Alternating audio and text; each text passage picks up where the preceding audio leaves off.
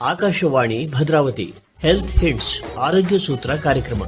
ಈ ಕಾರ್ಯಕ್ರಮದ ಪ್ರಾಯೋಜಕರು ಸರ್ಜಿ ಆಸ್ಪತ್ರೆ ಶಿವಮೊಗ್ಗ. ಪ್ರಿಯ ಶ್ರೋತೃಗಳೇ, ನಾನು ನಿಮ್ಮ doctor Drakshayani, senior gynaecologist and obstetrician, Sarji hospital Shivamogga. ಇವತ್ತು ನಾನೊಂದು ಇಂಪಾರ್ಟೆಂಟ್ ಟಾಪಿಕ್ ಬಗ್ಗೆ ಮಾತಾಡ್ತಾ ಇದ್ದೀನಿ. ಇಂಪಾರ್ಟೆಂಟ್ ಅನ್ನೋದಕ್ಕಿಂತ ತುಂಬ ಕಾಮನ್. ಏನಂದರೆ, ಯಾವುದೇ ಮಹಿಳೆ ತಾನು ಗರ್ಭಿಣಿಯಾಗಿ ಬಂದಾಗ ಕೆಲವೊಂದು ಸಿಂಪಲ್ ಕ್ವಶನ್ಸ್ ಇರುತ್ತೆ. ಎಕ್ಸಾಂಪಲ್, ನಾವು ಪ್ರೆಗ್ನೆನ್ಸಿಯಲ್ಲಿ ಪಪ್ಪಾಯ ತಿನ್ಬೋದಾ, ಪೈನಾಪಲ್ ತಿನ್ಬೋದಾ, ಅವೆಲ್ಲ ತಿಂದರೆ ಅಬಾರ್ಷನ್ ಆಗುತ್ತಲ್ವಾ ಅಂತ. ಏನಂದರೆ, ನೀವು ಹಣ್ಣಾಗಿರೋ ಪಪ್ಪಾಯ ಪೈನಾಪಲ್ ತಿಂದರೆ ಏನೂ ತೊಂದರೆ ಇಲ್ಲ. ತುಂಬ ರಾ ಪಪ್ಪಾಯ ಆ್ಯಂಡ್ ಪೈನಾಪಲ್ನ ಆದಷ್ಟು ಅವಾಯ್ಡ್ ಮಾಡಿ.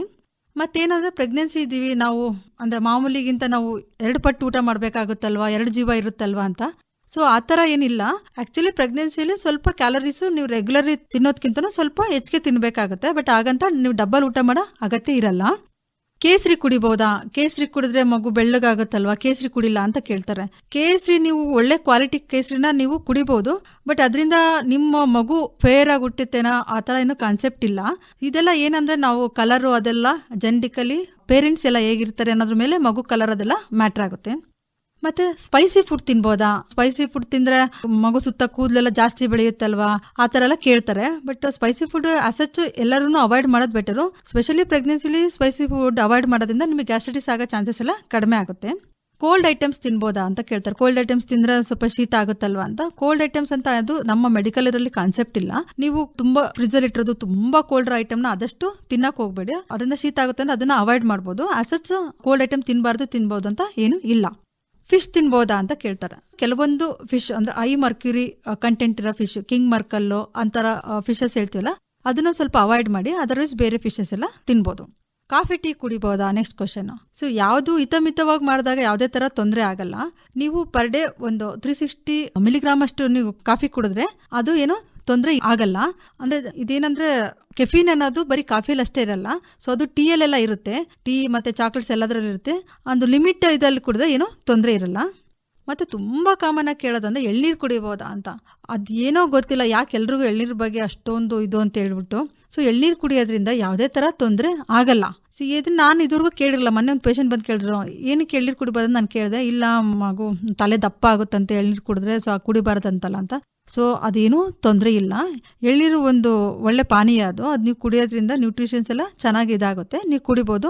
ಕೆಲವೊಬ್ರಿಗೆ ಇನ್ನೊಂದು ಕಾನ್ಸೆಪ್ಟ್ ಇದೆ, ಎಳ್ನೀರು ಕುಡಿದ್ರಿಂದ ಮಗು ತುಂಬ ಚೆನ್ನಾಗಾಗುತ್ತೆ ಅಂತ, ಅಂದರೆ ಫೇರ್ ಆಗೋದು ಆ ಥರ ಎಲ್ಲ. ಆ ಥರನೂ ಇಲ್ಲ. ಬಟ್ ಎಳ್ನೀರು ನೀವು ಕುಡಿಬೋದು, ಏನೂ ತೊಂದರೆ ಇಲ್ಲ. ಹಸಿ ಮೊಟ್ಟೆ ಕುಡಿಬೋದಾ ಅಂತ ಕೇಳ್ತಾರೆ. ಹಸಿ ಮೊಟ್ಟೆ ಕುಡಿಬೋದಾ ಅಥವಾ ಮಾಂಸ ಅವೆಲ್ಲ ತಿನ್ಬೋದಾ ಅಂತ. ಆದಷ್ಟು ಹಸಿದು ನೀವು ಆದಷ್ಟು ತಿನ್ನೋದನ್ನ ಅವಾಯ್ಡ್ ಮಾಡೋದು ಒಳ್ಳೆಯದು. ಯಾಕೆಂದರೆ ಕೆಲವೊಂದು ಡಿಸೀಸಸ್ಸು ಬರೋ ಚಾನ್ಸಸ್ ಇರುತ್ತೆ. ಆದಷ್ಟು ತುಂಬ ಬೇಯಿಸಿರೋದು ಐಟಮ್ಸ್ ತಿನ್ನೋದ್ರಿಂದ ಒಳ್ಳೇದು. ಯಾಕೆ ಸರ್ ಇವತ್ತು ತುಂಬಾ ಸುಸ್ತಾದಂಗೆ ಕಾಣ್ತೀರಾ? ಯಾಕೋ ಗೊತ್ತಿಲ್ಲ ಮೇಡಮ್, ಈ ಎದೆ ನೋವು ಆಗ್ತಿದೆ. ಮೊನ್ನೆ ನಮ್ ಯಜಮಾನ್ರಿಗೂ ಹೀಗೆ ಆಗಿತ್ತು. ಶಿವಮೊಗ್ಗದ ಸರ್ಜಿ ಸೂಪರ್ ಸ್ಪೆಷಾಲಿಟಿ ಆಸ್ಪತ್ರೆಗೆ ಹೋದ್ವಿ. ಅಲ್ಲಿ ಸುಸಜ್ಜಿತವಾಗಿರೋ ಕಾರ್ಡಿಯಾಲಜಿ ವಿಭಾಗದಲ್ಲಿ ಚಿಕಿತ್ಸೆ ಕೊಡಿಸಿದ್ವಿ. ಈಗ ನಮ್ಮ ಮನೆಯವರು ಆರಾಮಾಗಿದ್ದಾರೆ. ಅಲ್ಲಿ ನುರಿತ ಹೆಸರಾಂತ ಹೃದಯ ರೋಗ ತಜ್ಞ ವೈದ್ಯರಿದ್ದಾರೆ. ECG, echo, TMT, angiogram, angioplasty, pacemaker, ಹೀಗೆ ಎಲ್ಲಾ ರೀತಿಯ ಚಿಕಿತ್ಸೆಗಳು ಲಭ್ಯ. ಅದು ಕಡಿಮೆ ದರದಲ್ಲಿ. ಅಷ್ಟೇ ಅಲ್ಲ, ನಗುಮೊಗದ ಸೇವೆ ಕೂಡ ಸಿಗುತ್ತೆ. ಹಿಂದೆ ಭೇಟಿ ಕೊಡಿ. ಸರ್ಜಿ ಸೂಪರ್ ಸ್ಪೆಷಾಲಿಟಿ ಆಸ್ಪತ್ರೆ, ರಾಘವೇಂದ್ರ ಸ್ವಾಮಿ ಮಠದ ಹತ್ತಿರ, ಶಿವಮೊಗ್ಗ.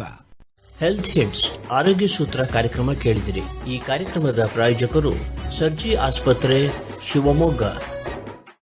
ಆಕಾಶವಾಣಿ ಭದ್ರಾವತಿ ಹೆಲ್ತ್ ಹಿಂಟ್ಸ್ ಆರೋಗ್ಯ ಸೂತ್ರ ಕಾರ್ಯಕ್ರಮ. ಈ ಕಾರ್ಯಕ್ರಮದ ಪ್ರಾಯೋಜಕರು ಸರ್ಜಿ ಆಸ್ಪತ್ರೆ ಶಿವಮೊಗ್ಗ. ಪ್ರಿಯ ಶ್ರೋತೃಗಳೇ, ನಾನು ನಿಮ್ಮ doctor Drakshayani, senior gynaecologist and obstetrician, Sarji hospital Shivamogga. ಇವತ್ತು ನಾನು ಪ್ರೀ ಪ್ರೆಗ್ನೆನ್ಸಿ ಕೌನ್ಸಿಲಿಂಗ್ ಅದ್ರ ಬಗ್ಗೆ ಮಾತಾಡ್ತಾ ಇದ್ದೀನಿ. ಏನಂದರೆ, the best preparation for tomorrow is doing best today ಅಂತ ಹೇಳ್ತೀವಿ. ಸೊ ನಾವೇನೇ ಮಾಡೋದಿದ್ರು ಅದಕ್ಕೆ ಮೊದಲೇ ಪ್ರಿಪ್ರೇಷನ್ ಇಂಪಾರ್ಟೆಂಟು. ಇವಾಗ ನಾಳೆ ನಾವು ಏನು ತಿಂಡಿ ಅಡುಗೆ ಮಾಡ್ತೀವಿ ಅನ್ನೋದೇ ಹಿಂದಿನ ದಿನ ಎಲ್ಲ ಪ್ರಿಪ್ರೇಷನ್ ರೆಡಿ ಮಾಡಿಕೊಂಡಾಗ ನೆಕ್ಸ್ಟ್ ದಿನಕ್ಕೆ ಚೆನ್ನಾಗಾಗುತ್ತಲ್ವ, ಆ ಥರ. ಸೊ ಆ ಸಿಂಪಲ್ ಥಿಂಗ್ಸ್ ಬಗ್ಗೆನೇ ಅಷ್ಟೊಂದು ತಲೆ ಕೆಡ್ಸ್ಕೊಂತೀವಿ ಅಂದರೆ, ಪ್ರೆಗ್ನೆನ್ಸಿ ನಮ್ಮ ಮಗು ವಿಚಾರಕ್ಕೋಸ್ಕರ ಯಾಕೆ ನಾವು ಯೋಚನೆ ಮಾಡಬಾರ್ದು ಅನ್ನೋದು. ಸೊ ಕೆಲವೊಂದ್ಸರಿ ಏನಾಗುತ್ತೆ ಅಂದರೆ, ಬೇಡಲ್ ಪ್ರೆಗ್ನೆನ್ಸಿ ಆಗ್ತಾರೆ. ಅಂದರೆ ಈ ಪ್ರೆಗ್ನೆನ್ಸಿ ಬೇಕಾಗಿರಲ್ಲ. ಅಂದರೆ ನಮ್ಗೆ ಇಷ್ಟು ಮದುವೆ ಆಗಿ ಇನ್ನು ಜಸ್ಟ್ ಒಂದು 2-3 ಮಂತ್ಸ್ ಆಯಿತು. ಸೊ ಇಷ್ಟು ಬೇಗ ನಮಗೆ ಮಗು ಬೇಡ, ಅದರಲ್ಲಿ ಅತ್ತೆ ಮಾವು ಬೇಕಿರುತ್ತೆ, ಇವ್ರಿಗೆ ಬೇಕಿರಲ್ಲ. ಈ ಜಿಜ್ಞಾಸೆಯಲ್ಲೇನೆ ಅವ್ರು ಕಂಟಿನ್ಯೂ ಮಾಡಬೇಕೋ ಮಾಡಬಾರ್ದು ಅನ್ನೋ ಸ್ಟೇಜಲ್ಲೇ ಆಲ್ಮೋಸ್ಟ್ ಒಂದು 2 to 3 months ಕಳೆದು ಬಿಡ್ತಾರೆ. ಸೊ ಹಾಗಾಗಿ ನಿಮ್ದು ಪ್ರಿಪ್ರೇಷನ್ ಈಸ್ ವೆರಿ ಇಂಪಾರ್ಟೆಂಟ್. ನಿಮ್ ಪ್ರೆಗ್ನೆನ್ಸಿ ಬೇಡವಾ, ಕಾಂಟ್ರಾಸೆಪ್ಟಿವ್ ಏನಾದ್ರು ಯೂಸ್ ಮಾಡಿ, ಸರಿನಾ? ಸೊ ಮತ್ತೆ ಪ್ರೆಗ್ನೆನ್ಸಿ ಪ್ಲಾನ್ ಮಾಡೋದಕ್ಕಿಂತ ಮುಂಚೆ ನೀವು ಏನೆಲ್ಲಾದ್ರ ಬಗ್ಗೆ ಯೋಚನೆ ಮಾಡಬೇಕು ಅಂದ್ರೆ, ನಿಮಗೆ ಕೆಲವೊಂದು ತೊಂದರೆಗಳಿದೆಯಾ, ಡಯಾಬಿಟಿಸು, ಹೈಪರ್ ಟೆನ್ಷನ್, ಒಬೆಸಿಟಿ, ಇಲ್ಲ ವೆಯ್ಟ್ ಕಡಿಮೆ ಇರೋದು, ಎಪಿಲೆಪ್ಸಿ, ಈ ತರ ಸುಮಾರು ಏನಾದ್ರು ತೊಂದರೆಗಳಿದೆಯಾ, ಅವನ್ನೆಲ್ಲ ಕರೆಕ್ಷನ್ ಮಾಡಿ ನೀವು ಪ್ರೆಗ್ನೆನ್ಸಿ ಆಗೋದು ಒಳ್ಳೇದು. ಯಾಕಂದ್ರೆ ಒಂದು ಪ್ರೆಗ್ನೆನ್ಸಿ ಆದಾಗ ಒಂದು ಐಡಿಯಲ್ BMI ಅಂತ ಹೇಳ್ತೀವಿ, ಇಷ್ಟು ಹೈಟಿಗೆ ಇಷ್ಟು ವೆಯ್ಟ್ ಇರಬೇಕು ಅಂತ ಇರುತ್ತಲ್ಲ, ಆ ಇದನ್ನ ಮೇಂಟೈನ್ ಮಾಡಿದಾಗ ನೀವು ಪ್ರೆಗ್ನೆನ್ಸಿ ಆದಾಗ ಅದ್ರದ್ದು ಎಫೆಕ್ಟ್ ಚೆನ್ನಾಗಿರುತ್ತೆ. ತುಂಬಾ ವೆಯ್ಟ್ ಜಾಸ್ತಿ ಇದ್ದಾಗ ವೆಯ್ಟ್ ನ ಕಡಿಮೆ ಮಾಡಿ ನೀವು ಪ್ರೆಗ್ನೆನ್ಸಿ ಪ್ಲಾನ್ ಮಾಡೋದು ಒಳ್ಳೇದು. ಅಕಸ್ಮಾತ್ ನಿಮಗೆ ಡಯಾಬಿಟಿಸ್, ಹೈಪರ್ ಟೆನ್ಷನ್ ಆಲ್ರೆಡಿ ಇದೆ, ಎಪಿಲೆಪ್ಸಿ ಇದೆ, ಕೆಲವೊಂದು ಮೆಡಿಕೇಶನ್ ತಗೊಂತಾ ಇದ್ದೀರಾ ಅಂದಾಗ, ನೀವು ಗೊತ್ತಿಲ್ಲದಲ್ಲೇ ಪ್ರೆಗ್ನೆಂಟ್ ಆದರೆ ಆ ಕೆಲವೊಂದು ಮೆಡಿಕೇಶನ್ಸ್ ಫಸ್ಟ್ 3 ತಿಂಗಳಲ್ಲಿ ತಗೊಳ್ಳಿಕ್ ಬರಲ್ಲ. ಸೊ ಹಾಗಾಗಿ ನೀವು ಪ್ರೆಗ್ನೆನ್ಸಿ ಪ್ಲಾನ್ ಮಾಡೋ ಮುಂಚೆನೇ ನಿಮ್ಮ ಗೈನಕಾಲಜಿಸ್ಟು ಪ್ಲಸ್ ನಿಮ್ಮ ಫಿಸಿಷಿಯನ್ ಎಲ್ಲರಿಗೂ ತೋರಿಸಿ ಆ ಮೆಡಿಸಿನ್ ಏನಾದ್ರು ಚೇಂಜ್ ಮಾಡೋದ್ರೆ ಮಾಡಿಸ್ಕೊಂಡು ಪ್ರೆಗ್ನೆನ್ಸಿ ಪ್ಲಾನ್ ಮಾಡೋದ್ರಿಂದ ಮಗು ಚೆನ್ನಾಗಿರೋ ಚಾನ್ಸಸ್ ಜಾಸ್ತಿ ಇರುತ್ತೆ. ಕೆಲವೊಂದ್ಸತಿ ಸ್ಕಿನ್ ಪ್ರಾಬ್ಲಮ್ಗೆ ಮತ್ತೊಂದು ವಿಚಾರಕ್ಕೆ ವಿಟಮಿನ್ ಎ ಅಂತ ತಗೊಂತಾ ಇರ್ತಾರೆ. ಅದನ್ನ ತಗೊಂಡಿದ್ದಾಗ ನಾವು ಆಬ್ವಿಯಸ್ಲಿ ಅದನ್ನ ನಾವು ಅಬಾರ್ಟ್ ಮಾಡಲೇಬೇಕಾಗುತ್ತೆ. ಸೊ ನೀವು ಅದನ್ನ ಸ್ಕಿನ್ ಡಾಕ್ಟ್ರಿಗೆ ಹೇಳ್ಬೇಕು, ನಾನು ಈ ಥರ ಪ್ರೆಗ್ನೆನ್ಸಿ ಪ್ಲಾನ್ ಮಾಡ್ತಾ ಇದ್ದೀನಿ ಅಂದಾಗ ಅವ್ರು ಯೂಶಲಿ ಎನಿ ಡರ್ಮಟಾಲಜಿಸ್ಟ್ ನಿಮಗೆ ಎಕ್ಸ್ಪ್ಲೈನ್ ಮಾಡಿರ್ತಾರೆ, ಈ ತಗೊಂಡಾಗ ನಿಮಗೆ ಪ್ರೆಗ್ನೆನ್ಸಿ ಪ್ಲಾನ್ ಮಾಡಬಾರ್ದು ಅಂತ. ಬಟ್ ಆ ಸೀರಿಯಸ್ನೆಸ್ ನಿಮಗೆ ಗೊತ್ತಿಲ್ಲದೇ ನೀವು ಕನ್ಸೀವ್ ಆದರೆ ಅಂದರೆ ನಾವು ಅದನ್ನು ಟರ್ಮಿನೇಟ್ ಮಾಡಬೇಕಾಗುತ್ತೆ. ಸೊ ಹಾಗಾಗಿ ನೀವು ಅದ್ರ ಬಗ್ಗೆ ಎಲ್ಲ ವಿಚಾರ ತಿಳ್ಕೊಂಡು ನೀವು ಪ್ಲಾನ್ ಮಾಡೋದು ಒಳ್ಳೆಯದು.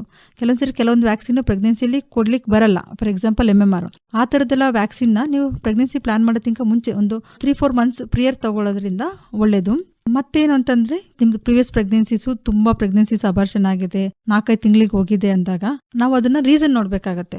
ನಿಮಗೆ ಪ್ರೆಗ್ನೆನ್ಸಿ ಆಗೋದಕ್ಕೆ ತೊಂದರೆ ಇರಲ್ಲ, ಪ್ರೆಗ್ನೆನ್ಸಿ ಆದಾಗ ಅದು ಯಾಕೆ ಕಂಟಿನ್ಯೂ ಆಗ್ತಿರಲ್ಲ ಅನ್ನೋದು ನಾವು ರೀಸನ್ ನೋಡ್ಬೇಕು. ಸೊ ಅದು ಒಬ್ರು ಇಬ್ಬರಿಂದ ಆಗೋದಲ್ಲ. ನೀವು ಫಸ್ಟ್ ರಿಲೇಷನ್ ಅಲ್ಲಿ ಮದ್ವೆ ಆಗಿದ್ದೀರಾ ನೋಡ್ಬೇಕು, ಅಂದ್ರೆ ಎಲ್ಲಾ ಟೈಮ್ ರಿಲೇಷನ್ ಮದ್ವೆ ಆದಾಗ ತೊಂದರೆ ಆಗುತ್ತೆ ಅಂತಲ್ಲ. ಆಲ್ರೆಡಿ ರಿಲೇಷನ್ ಅಲ್ಲಿ ಏನಾದ್ರು ತೊಂದರೆಗಳಿದೆ ಅಂದಾಗ, ಇಬ್ರು ಫ್ಯಾಮಿಲಿಯಲ್ಲೂ ತೊಂದರೆಗಳಿದ್ದಾಗ ಅದು ಉಲ್ಬಣ ಆಗೋ ಚಾನ್ಸಸ್ ಇರುತ್ತೆ. ಸೊ ಆಗಿದ್ದಾಗ ಕೆಲವೊಂದು ಜೆನೆಟಿಕ್ ಟೆಸ್ಟ್ಗಳು, ಕ್ರೋಮೋಸೋಮ್ ಟೆಸ್ಟ್ ಏನಾದ್ರು ಮಾಡ್ಬೇಕಾ ಅಂತ ನೋಡ್ಬೇಕಾಗುತ್ತೆ. ಪದೇ ಅಬಾರ್ಷನ್ ಆದಾಗ ಕೆಲವೊಂದು ಬ್ಲಡ್ ಟೆಸ್ಟ್ ಮಾಡ್ಬೇಕಾಗುತ್ತೆ. ಆ ಬ್ಲಡ್ ಟೆಸ್ಟ್ ಅಲ್ಲಿ ಏನಾದ್ರು ತೊಂದರೆ ಇದೆಯಾ, ನೆಕ್ಸ್ಟ್ ಪ್ರೆಗ್ನೆನ್ಸಿ ಆದ್ರೆ ಇದೇ ತರ ತೊಂದರೆ ಆಗೋ ಚಾನ್ಸಸ್ ಇದೆಯಾ ಅಂತ ನೋಡ್ಕೊಂಡು ನೀವು ಪ್ರೆಗ್ನೆನ್ಸಿ ಪ್ಲಾನ್ ಮಾಡೋದು ತುಂಬಾ ಒಳ್ಳೇದು. ಮತ್ತೆ ಇದು ಡಯಾಬಿಟಿಸ್ ವಿಚಾರ ಬಂದ್ರೆ, ಸೊ ಪ್ರೆಗ್ನೆನ್ಸಿಯಲ್ಲಿ ಡಯಾಬಿಟಿಸು ಇತ್ತೀಚಿನ ದಿನದಲ್ಲಿ ತುಂಬಾ ಕಾಮನ್ ಆಗಿ ಕಾಣುತ್ತೀವಿ. ಅದು ಸ್ಪೆಷಲಿ ಏಷ್ಯನ್ ಇದ್ರಲ್ಲೇ ಡಯಾಬಿಟಿಸ್ ಜಾಸ್ತಿ ಇರುತ್ತೆ, ಸ್ಪೆಷಲಿ ಸೌತ್ ಇಂಡಿಯಾದಲ್ಲಿ ಡಯಾಬಿಟಿಸ್ ಚಾನ್ಸಸ್ ಜಾಸ್ತಿ ಇರುತ್ತೆ. ಸೊ ಅವರಿಗೆ ಪ್ರೆಗ್ನೆನ್ಸಿ ಅಂತ ಬಂದಾಗ ಟೆಸ್ಟ್ ಮಾಡಿದಾಗ ಶುಗರ್ ಜಾಸ್ತಿ ಬಂದಿರುತ್ತೆ, ಯಾಕೆಂದ್ರೆ ಅವ್ರು ಮೊದಲೇ ಯಾವತ್ತೂ ಟೆಸ್ಟ್ ಮಾಡಿಸಿರಲ್ಲ. ಹಾಗೆ ಕೆಲವೊಂದು common blood test pregnancy plan ಮಾಡೋದಕ್ಕಿಂತ ಮುಂಚೆನೆ ಮಾಡಿಸಿರೋದ್ರಿಂದ ಅದಕ್ಕೆ ತಕ್ಕನಾಗಿ ಟ್ರೀಟ್ಮೆಂಟ್ ತಗೊಂಡಾಗ ಪ್ರೆಗ್ನೆನ್ಸಿ ತಾಯಿಗೂ ಮತ್ತೆ ಮಗುನು ಚೆನ್ನಾಗಾಗೋ ಕಂಡೀಷನ್ ಇರುತ್ತೆ. ಯಾಕಂದ್ರೆ ಫಸ್ಟ್ 3 months ಅಲ್ಲಿ ಶುಗರ್ ಲೆವೆಲ್ ಎಲ್ಲ ತುಂಬಾ ಜಾಸ್ತಿ ಇತ್ತು ಅಂದ್ರೆ ಮಗುಗೆ ಕೆಲವೊಂದು ತೊಂದರೆಗಳಾಗೋ ಚಾನ್ಸಸ್ ಇರುತ್ತೆ. ಆದಷ್ಟು ನೀವು ಅವನ್ನೆಲ್ಲ ಕಂಟ್ರೋಲ್ ಆಗಿ ಇಟ್ಕೊಂಡು ಪ್ರೆಗ್ನೆನ್ಸಿನ ಪ್ಲಾನ್ ಮಾಡೋದು ಆಲ್ವೇಸ್ ಒಳ್ಳೇದು. ಯಾಕ್ ಸವಿತಾ ಸಪ್ಗಿದೆಯಲ್ಲೇ? ನಮ್ಮ ಯಜಮಾನ್ರು ರಾತ್ರಿ ಇಡೀ ನಿದ್ದೆನೆ ಮಾಡಿಲ್ಲ, ಹೊಟ್ಟೆ ನೋವು ಅಂತ ಮುದ್ದಾಡ್ತಿದ್ರು. ಮೂತ್ರಪಿಂಡದಲ್ಲಿ ಕಲ್ಲಿದೆ, ಆಪರೇಷನ್ ಮಾಡ್ಬೇಕು ಅಂತ ಹೇಳಿದ್ದಾರೆ. ಟೆನ್ಷನ್ ಮಾಡ್ಕೋಬೇಡ, ನಮ್ಮ ಮಾವನವ್ರಿಗೂ ಇದೇ ತರ ಆಗಿತ್ತು. ನಮ್ ಸಂಬಂಧಿಕರೊಬ್ರು ಶಿವಮೊಗ್ಗದ ಸರ್ಜಿ ಆಸ್ಪತ್ರೆ ಬಗ್ಗೆ ಹೇಳಿದ್ರು. ಸರ್ಜಿ ಆಸ್ಪತ್ರೆಗೆ ಕರ್ಕೊಂಡ್ ಹೋದ್ವಿ. ಅದೊಂದು ಅತ್ಯಾಧುನಿಕ ತಂತ್ರಜ್ಞಾನಗಳನ್ನ ಒಳಗೊಂಡ ಸುಸಜ್ಜಿತವಾದ ಆಸ್ಪತ್ರೆ. ನಿಜಕ್ಕೂ ಇವತ್ತಿನ ಕಾಲಕ್ಕೆ ಹೋಲಿಸಿದ್ರೆ ಅತ್ಯಂತ ಕಡಿಮೆ ದರದಲ್ಲಿ ಶಸ್ತ್ರಚಿಕಿತ್ಸೆ ಮಾಡಿ ಗುಣಮುಖ ಮಾಡಿದ್ರು. ಈಗ ನಮ್ಮ ಮಾವ ಆರಾಮಾಗಿದ್ದಾರೆ. ಥ್ಯಾಂಕ್ಸ್ ಕಣೆ ಮಮತಾ. ಇಂದೇ ಭೇಟಿ ಕೊಡಿ ಸರ್ಜಿ ಸೂಪರ್ ಸ್ಪೆಷಾಲಿಟಿ ಆಸ್ಪತ್ರೆ, ರಾಘವೇಂದ್ರ ಸ್ವಾಮಿ ಮಠದ ಹತ್ತಿರ, ಶಿವಮೊಗ್ಗ. ಹೆಲ್ತ್ ಹಿಟ್ಸ್ ಆರೋಗ್ಯ ಸೂತ್ರ ಕಾರ್ಯಕ್ರಮ ಕೇಳಿದಿರಿ. ಈ ಕಾರ್ಯಕ್ರಮದ ಪ್ರಾಯೋಜಕರು ಸರ್ಜಿ ಆಸ್ಪತ್ರೆ, ಶಿವಮೊಗ್ಗ. ಆಕಾಶವಾಣಿ ಭದ್ರಾವತಿ. ಹೆಲ್ತ್ ಹಿಟ್ಸ್ ಆರೋಗ್ಯ ಸೂತ್ರ ಕಾರ್ಯಕ್ರಮ. ಈ ಕಾರ್ಯಕ್ರಮದ ಪ್ರಾಯೋಜಕರು ಸರ್ಜಿ ಆಸ್ಪತ್ರೆ, ಶಿವಮೊಗ್ಗ. ಪ್ರಿಯ ಶ್ರೋತೃಗಳೇ, ನಾನು ನಿಮ್ಮ doctor Drakshayani, senior gynaecologist and obstetrician, Sarji hospital, Shivamogga. ಇವತ್ತು ನಾನೊಂದು ಇಂಪಾರ್ಟೆಂಟ್ ಟಾಪಿಕ್ HPV ವ್ಯಾಕ್ಸಿನ್ ಬಗ್ಗೆ ಮಾತಾಡಲಿಕ್ಕೆ ಇಷ್ಟಪಡ್ತೀನಿ. HPV ವ್ಯಾಕ್ಸಿನ್ ಅಂದ್ರೆ ಇಮ್ಯೂನ್ ಪ್ಯಾಪಿಲೋಮಾ ವೈರಸ್ ವ್ಯಾಕ್ಸಿನ್. ಇದು ಎಲ್ರಿಗೂ ಏನಂದ್ರೆ ಇದು ಜಸ್ಟ್ ಸರ್ವೈಕಲ್ ಕ್ಯಾನ್ಸರ್ ಪ್ರಿವೆಂಟ್ ಮಾಡೋ ವ್ಯಾಕ್ಸಿನ್ ಅಂತ ಅನ್ಕೊಂಡಿದ್ದಾರೆ. ಬಟ್ ಇದು ಜಸ್ಟ್ ಸರ್ವೈಕಲ್ ಕ್ಯಾನ್ಸರ್ ಒಂದೇ ಅಂತಲ್ಲ. ನಾವೇನ್ ಹೇಳ್ತೀವಿ ವಾರ್ಡ್ಸ್, ಆಮೇಲೆ ಏನಲ್ ಕ್ಯಾನ್ಸರ್, ಇವಾಗ ಇತ್ತೀಚೆಗೆ ನ್ಯಾನೋವೆಲೆಂಟ್ ಅಂತ ಬಂದಿರೋ ವ್ಯಾಕ್ಸಿನ್ ಅಲ್ಲಿ ಇವನ್ನು ಕೆಲವೊಂದು ಏನಲ್ ಕ್ಯಾನ್ಸರ್ ಪ್ರಿವೆಂಟ್ ಮಾಡೋ ಚಾನ್ಸಸ್ ಜಾಸ್ತಿ ಇರುತ್ತೆ. ಸೊ HPV ವ್ಯಾಕ್ಸಿನ್ ಅಲ್ಲಿ 2 ತರ ಇದೆ. ಒಂದು ಕ್ವಾಡ್ರಿವಲೆಂಟು, ಇನ್ನೊಂದು ನ್ಯಾನೋವೆಲೆಂಟು. ಕ್ವಾಡ್ರಿವೆಂಟ್ ಅಲ್ಲಿ 4 ಸ್ಟ್ರೇನ್ಸಿಗೆ ಅದು ಆಕ್ಟ್ ಮಾಡುತ್ತೆ.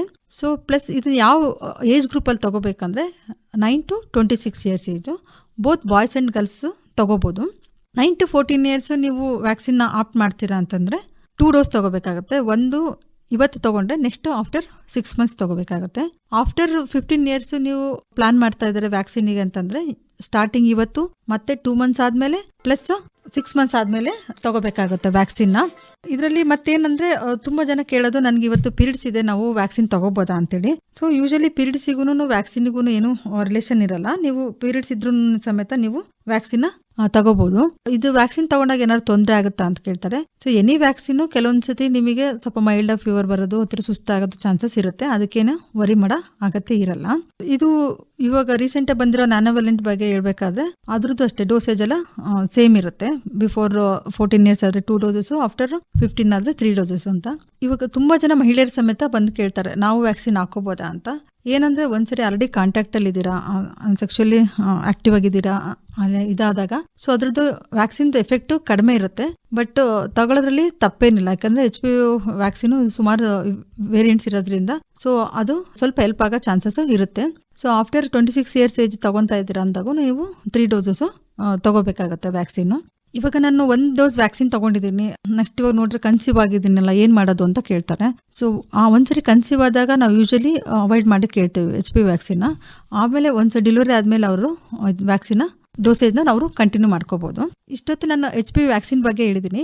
ಇವಾಗ ನೆಕ್ಸ್ಟ್ ಕೆಲವೊಬ್ಬರಿಗೆ ಪ್ರೆಗ್ನೆನ್ಸಿಲಿ ಯಾವ ತರ ವ್ಯಾಕ್ಸಿನ್ ತಗೋಬೇಕು, ಯಾವ್ದು ತಗೋಬೇಕು ಅಂತ ಒಂದು ಇದಿರುತ್ತೆ. ಪ್ರೆಗ್ನೆನ್ಸಿಲಿ ಕಾಮನ್ ಆಗಿ ನಾವು ಎಲ್ರಿಗೂ ರೆಗ್ಯುಲರ್ ಆಗಿ TT ವ್ಯಾಕ್ಸಿನ್ ಕೊಡ್ತೀವಿ. ಅದರಲ್ಲಿ ಮೊದಲು TT ವ್ಯಾಕ್ಸಿನ್ ಅಂತ ಇತ್ತು, ಇವಾಗ TD ವ್ಯಾಕ್ ಅಂತ ಬಂದಿದೆ, ಮತ್ತೆ TDAP ಅಂತ. ಆಲ್ಮೋಸ್ಟ್ TDAP 2012 ಇಂದಾನೇ ಅದನ್ನ ಅಪ್ರೂವ್ ಮಾಡಿದ್ವಿ, ಅದರಿಂದ ಯೂಸ್ ಮಾಡ್ತಾ ಇದೀವಿ. TD ವ್ಯಾಕ್ ಅದನ್ನ 2 ಡೋಸ್ ತಗೋಬೇಕಾಗತ್ತೆ. ಇಲ್ಲ ಅಂತಂದ್ರೆ ನೀವು TDAP ವ್ಯಾಕ್ಸಿನ್ ಅಂತ ತಗೊಂತೀರಾ ಅಂತಂದ್ರೆ ಅದನ್ನ 1 ಡೋಸ್ ಸಾಕು. ಅದನ್ನ 27 ವೀಕ್ಸ್ ಇಂದ 36 ವೀಕ್ಸ್ ಅಲ್ಲಿ ತಗೋಬೇಕಾಗತ್ತೆ. ಇದರದ ಅಡ್ವಾಂಟೇಜ್ ಏನು ಅಂತಂದ್ರೆ ಈ ವ್ಯಾಕ್ಸಿನ್ ತಗೊಳ್ಳೋದ್ರಿಂದ ಮಗುಗೆ ಪರ್ಟುಸಿಸ್ ಅಂತ ಏನು ಉಫಿಂಗ್ ಕಾಫ್ ಆಗುತ್ತಲ್ಲ ಅದು ಮಕ್ಕಳು ಹುಟ್ಟಿದ್ಮೇಲೆ ಅದು ಬರೋ ಚಾನ್ಸಸ್ ಕಡಿಮೆ ಆಗೋದ್ರಿಂದ ಅದನ್ನ ನೀವು ಆಪ್ಟ್ ಮಾಡೋದು ಬಹಳ ಒಳ್ಳೇದು. ಅದ್ರ ಜೊತೆಗೆ ಹೆಪಟೈಟಿಸ್ B ವ್ಯಾಕ್ಸಿನ್ ಅದೆಲ್ಲ ನೀವು ತಗೋಬಹುದು. ಮತ್ತು ಫ್ಲೂ ವ್ಯಾಕ್ಸಿನ್ ನೀವು ಪ್ರೆಗ್ನೆನ್ಸಿಯಲ್ಲಿ ತಗೋಬಹುದು. ಅದನ್ನು ಸೀಸನಲ್ ವೇರಿಯಂಟ್ಸ್ ಇರುತ್ತೆ. ಸೊ ನಾನು ಲಾಸ್ಟ್ ಪ್ರೆಗ್ನೆನ್ಸಿಯಲ್ಲಿ ತಗೊಂಡಿದ್ದೀನಿ 2 ಇಯರ್ಸ್ ಬ್ಯಾಕು, ಮತ್ತೆ ಈ ಸರಿ ತಗೋಬೇಕಾ ಅಂತ ಕ್ವಶನ್ ಕೇಳ್ತಾರೆ. ಅದು ಈಚ್ ಪ್ರೆಗ್ನೆನ್ಸಿ ನಾವು ಸೀಸನಲ್ ಇರೋದ್ರಿಂದ ನಾವು ಎವ್ರಿ ಪ್ರೆಗ್ನೆನ್ಸಿ ತಗೋಬೇಕಾಗತ್ತೆ. ಅದ್ರ ತಗೊಳ್ಳೋ ಅವಶ್ಯಕತೆ ಏನು ಅಂತಂದ್ರೆ ಇನ್ಫೆಕ್ಷನ್ ಆದಾಗ ನಿಮಗೂ ಮತ್ತು ಮಗುಗೂ ಅದ್ರ ಸಿವಿಯಾರಿಟಿ ಚಾನ್ಸಸ್ ಕಡಿಮೆ ಆಗುತ್ತೆ. ಕೆಲವೊಂದು ವ್ಯಾಕ್ಸಿನ್ ತಗೊಳಕ್ ಬರಲ್ಲ ಪ್ರೆಗ್ನೆನ್ಸಿಲಿ, ಯಾವ್ದಾದಂದ್ರೆ MMR ವ್ಯಾಕ್ಸಿನು, ವೆರಿಸಿಲಾ ಝೋಸ್ಟರ್ ವ್ಯಾಕ್ಸಿನು, ಇವೆಲ್ಲ ನೀವು ತಗೊಳಿಕ್ ಬರಲ್ಲ. ಆಲ್ರೆಡಿ ನಾನು MMR ವ್ಯಾಕ್ಸಿನ್ ತಗೊಂಡಿದ್ದೀನಿ ಜಸ್ಟ್ 1 ಮಂತ್ ಬ್ಯಾಕು. ಇವಾಗ ಕನ್ಸೀವ್ ಆಗಿದ್ದೀನಿ ಅಂದಾಗ ಸೊ ನಿಮ್ದು ಪ್ರೀಶಿಯಸ್ ಪ್ರೆಗ್ನೆನ್ಸಿ ಇದ್ರೆ ನಾವು ಆದಷ್ಟು ಕಂಟಿನ್ಯೂ ಮಾಡಕ್ ಹೇಳ್ತೀವಿ. ಬಟ್ ನೀವು ಎನಿ MMR ವ್ಯಾಕ್ಸಿನ್ ಅಥವಾ ಪ್ರೆಗ್ನೆನ್ಸಿ ಕಾಂಟ್ರಾಇಂಡಿಕೇಟೆಡ್ ವ್ಯಾಕ್ಸಿನ್ ತಗೊಂಡಿದ್ದೀರಾ ಅಂತಂದ್ರೆ ಆದಷ್ಟು 3 ಮಂತ್ಸ್ ಪ್ರೆಗ್ನೆನ್ಸಿ ಆಗ್ದಂಗೆ ನೀವು ಪ್ರಿಕಾಷನ್ಸ್ ಯೂಸ್ ಮಾಡೋದು ಆಲ್ವೇಸ್ ಒಳ್ಳೇದು. ಏನ್ ರಾಮಪ್ಪ ಹೇಗಿದ್ದೀಯಾ? ಚಂದ್ರಣ್ಣ, ಮಂಡಿ ನೋವಿನಿಂದ ಸಾಕಾಗಿ ಹೋಗಿದೆ. 1 ವರ್ಷದ ಹಿಂದೆ ನಾನು ಇಂಥದೇ ಗೋಳು ಅನುಭವಿಸಿದಿನಪ್ಪ. ನನ್ ಮಗನಿಗೆ ಅವ್ರ ಆಫೀಸ್ ನಲ್ಲಿ ಯಾರೋ ಶಿವಮೊಗ್ಗದ ಸರ್ಜಿ ಆಸ್ಪತ್ರೆಗೆ ಕರ್ಕೊಂಡು ಹೋಗಿ ಅಂತ ಹೇಳಿದ್ರಂತೆ. ಅಲ್ಲಿನ ನುರಿತ ವೈದ್ಯರ ತಂಡ ಸಿಬ್ಬಂದಿಗಳು ಎಷ್ಟು ಚೆನ್ನಾಗಿ ಆರೈಕೆ ಮಾಡಿದ್ರು. ಅತ್ಯಾಧುನಿಕ ತಂತ್ರಜ್ಞಾನಗಳನ್ನೊಳಗೊಂಡ ಮಂಡಿ ನೋವು ಸೇರಿದಂತೆ ಕೀಲು ನೋವು, ಮೂಳೆ ಮುರಿತ, ಸ್ನಾಯು ಸೆಳೆತಕ್ಕೆ ಸಂಬಂಧಿಸಿದ ಎಲ್ಲಾ ಚಿಕಿತ್ಸೆಗಳನ್ನು ಕೈಗೆಟುಕೋ ಬೆಲೆಯಲ್ಲಿ ನೀಡ್ತಾರೆ. ಇನ್ನೊಂದು ವಿಷಯ ರಾಮಪ್ಪ, ಯೋಗ, ಧ್ಯಾನ, ಪ್ರಾಣಾಯಾಮ, ವ್ಯಾಯಾಮ ಹೀಗೆ ಮಾನಸಿಕ ನೆಮ್ಮದಿಗೆ ಬೇಕಾದಂತ ಎಲ್ಲಾ ಆರೋಗ್ಯ ಚಟುವಟಿಕೆಗಳ ಅಭ್ಯಾಸ ಮಾಡಿಸ್ತಾರೆ. ವೃದ್ಧರನ್ನ ಅತ್ಯಂತ ಕಾಳಜಿಯಿಂದ ನೋಡ್ಕೊಳ್ಳೋ ಏಕೈಕ ಆಸ್ಪತ್ರೆ ಅಂದ್ರೆ ಅದು ನಮ್ಮ ಸರ್ಜಿ ಆಸ್ಪತ್ರೆ. ಹೆಲ್ತ್ ಹಿಟ್ಸ್ ಆರೋಗ್ಯ ಸೂತ್ರ ಕಾರ್ಯಕ್ರಮ ಕೇಳಿದಿರಿ. ಈ ಕಾರ್ಯಕ್ರಮದ ಪ್ರಾಯೋಜಕರು ಸರ್ಜಿ ಆಸ್ಪತ್ರೆ ಶಿವಮೊಗ್ಗ. ಆಕಾಶವಾಣಿ ಭದ್ರಾವತಿ. ಹೆಲ್ತ್ ಹಿಟ್ಸ್ ಆರೋಗ್ಯ ಸೂತ್ರ ಕಾರ್ಯಕ್ರಮ. ಈ ಕಾರ್ಯಕ್ರಮದ ಪ್ರಾಯೋಜಕರು ಸರ್ಜಿ ಆಸ್ಪತ್ರೆ ಶಿವಮೊಗ್ಗ. ಪ್ರಿಯ ಶ್ರೋತೃಗಳೇ, ನಾನು ನಿಮ್ಮ ಡಾಕ್ಟರ್ ದಾಕ್ಷಾಯಿಣಿ ಮಾತಾಡ್ತಾ ಇದ್ದೀನಿ.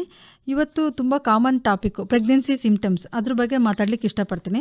ಎಷ್ಟೊಂದು ಸರಿ ಪ್ರೆಗ್ನೆನ್ಸಿ ಅಂತ ಗೊತ್ತಾಗದೇನೆ ಅವ್ರಿಗೆ ಗಿಡ್ಡಿನೆಸ್ ಬಂದು ವಾಮಿಟಿಂಗು, ನಾಸಿಯಾ ಆಗ್ಬಿಟ್ಟು ಸೊ ಇದು ತುಂಬ ಕಾಮನ್, ಅದಕ್ಕೆ ವರಿ ಮಾಡೋ ಅಗತ್ಯ ಇರಲ್ಲ.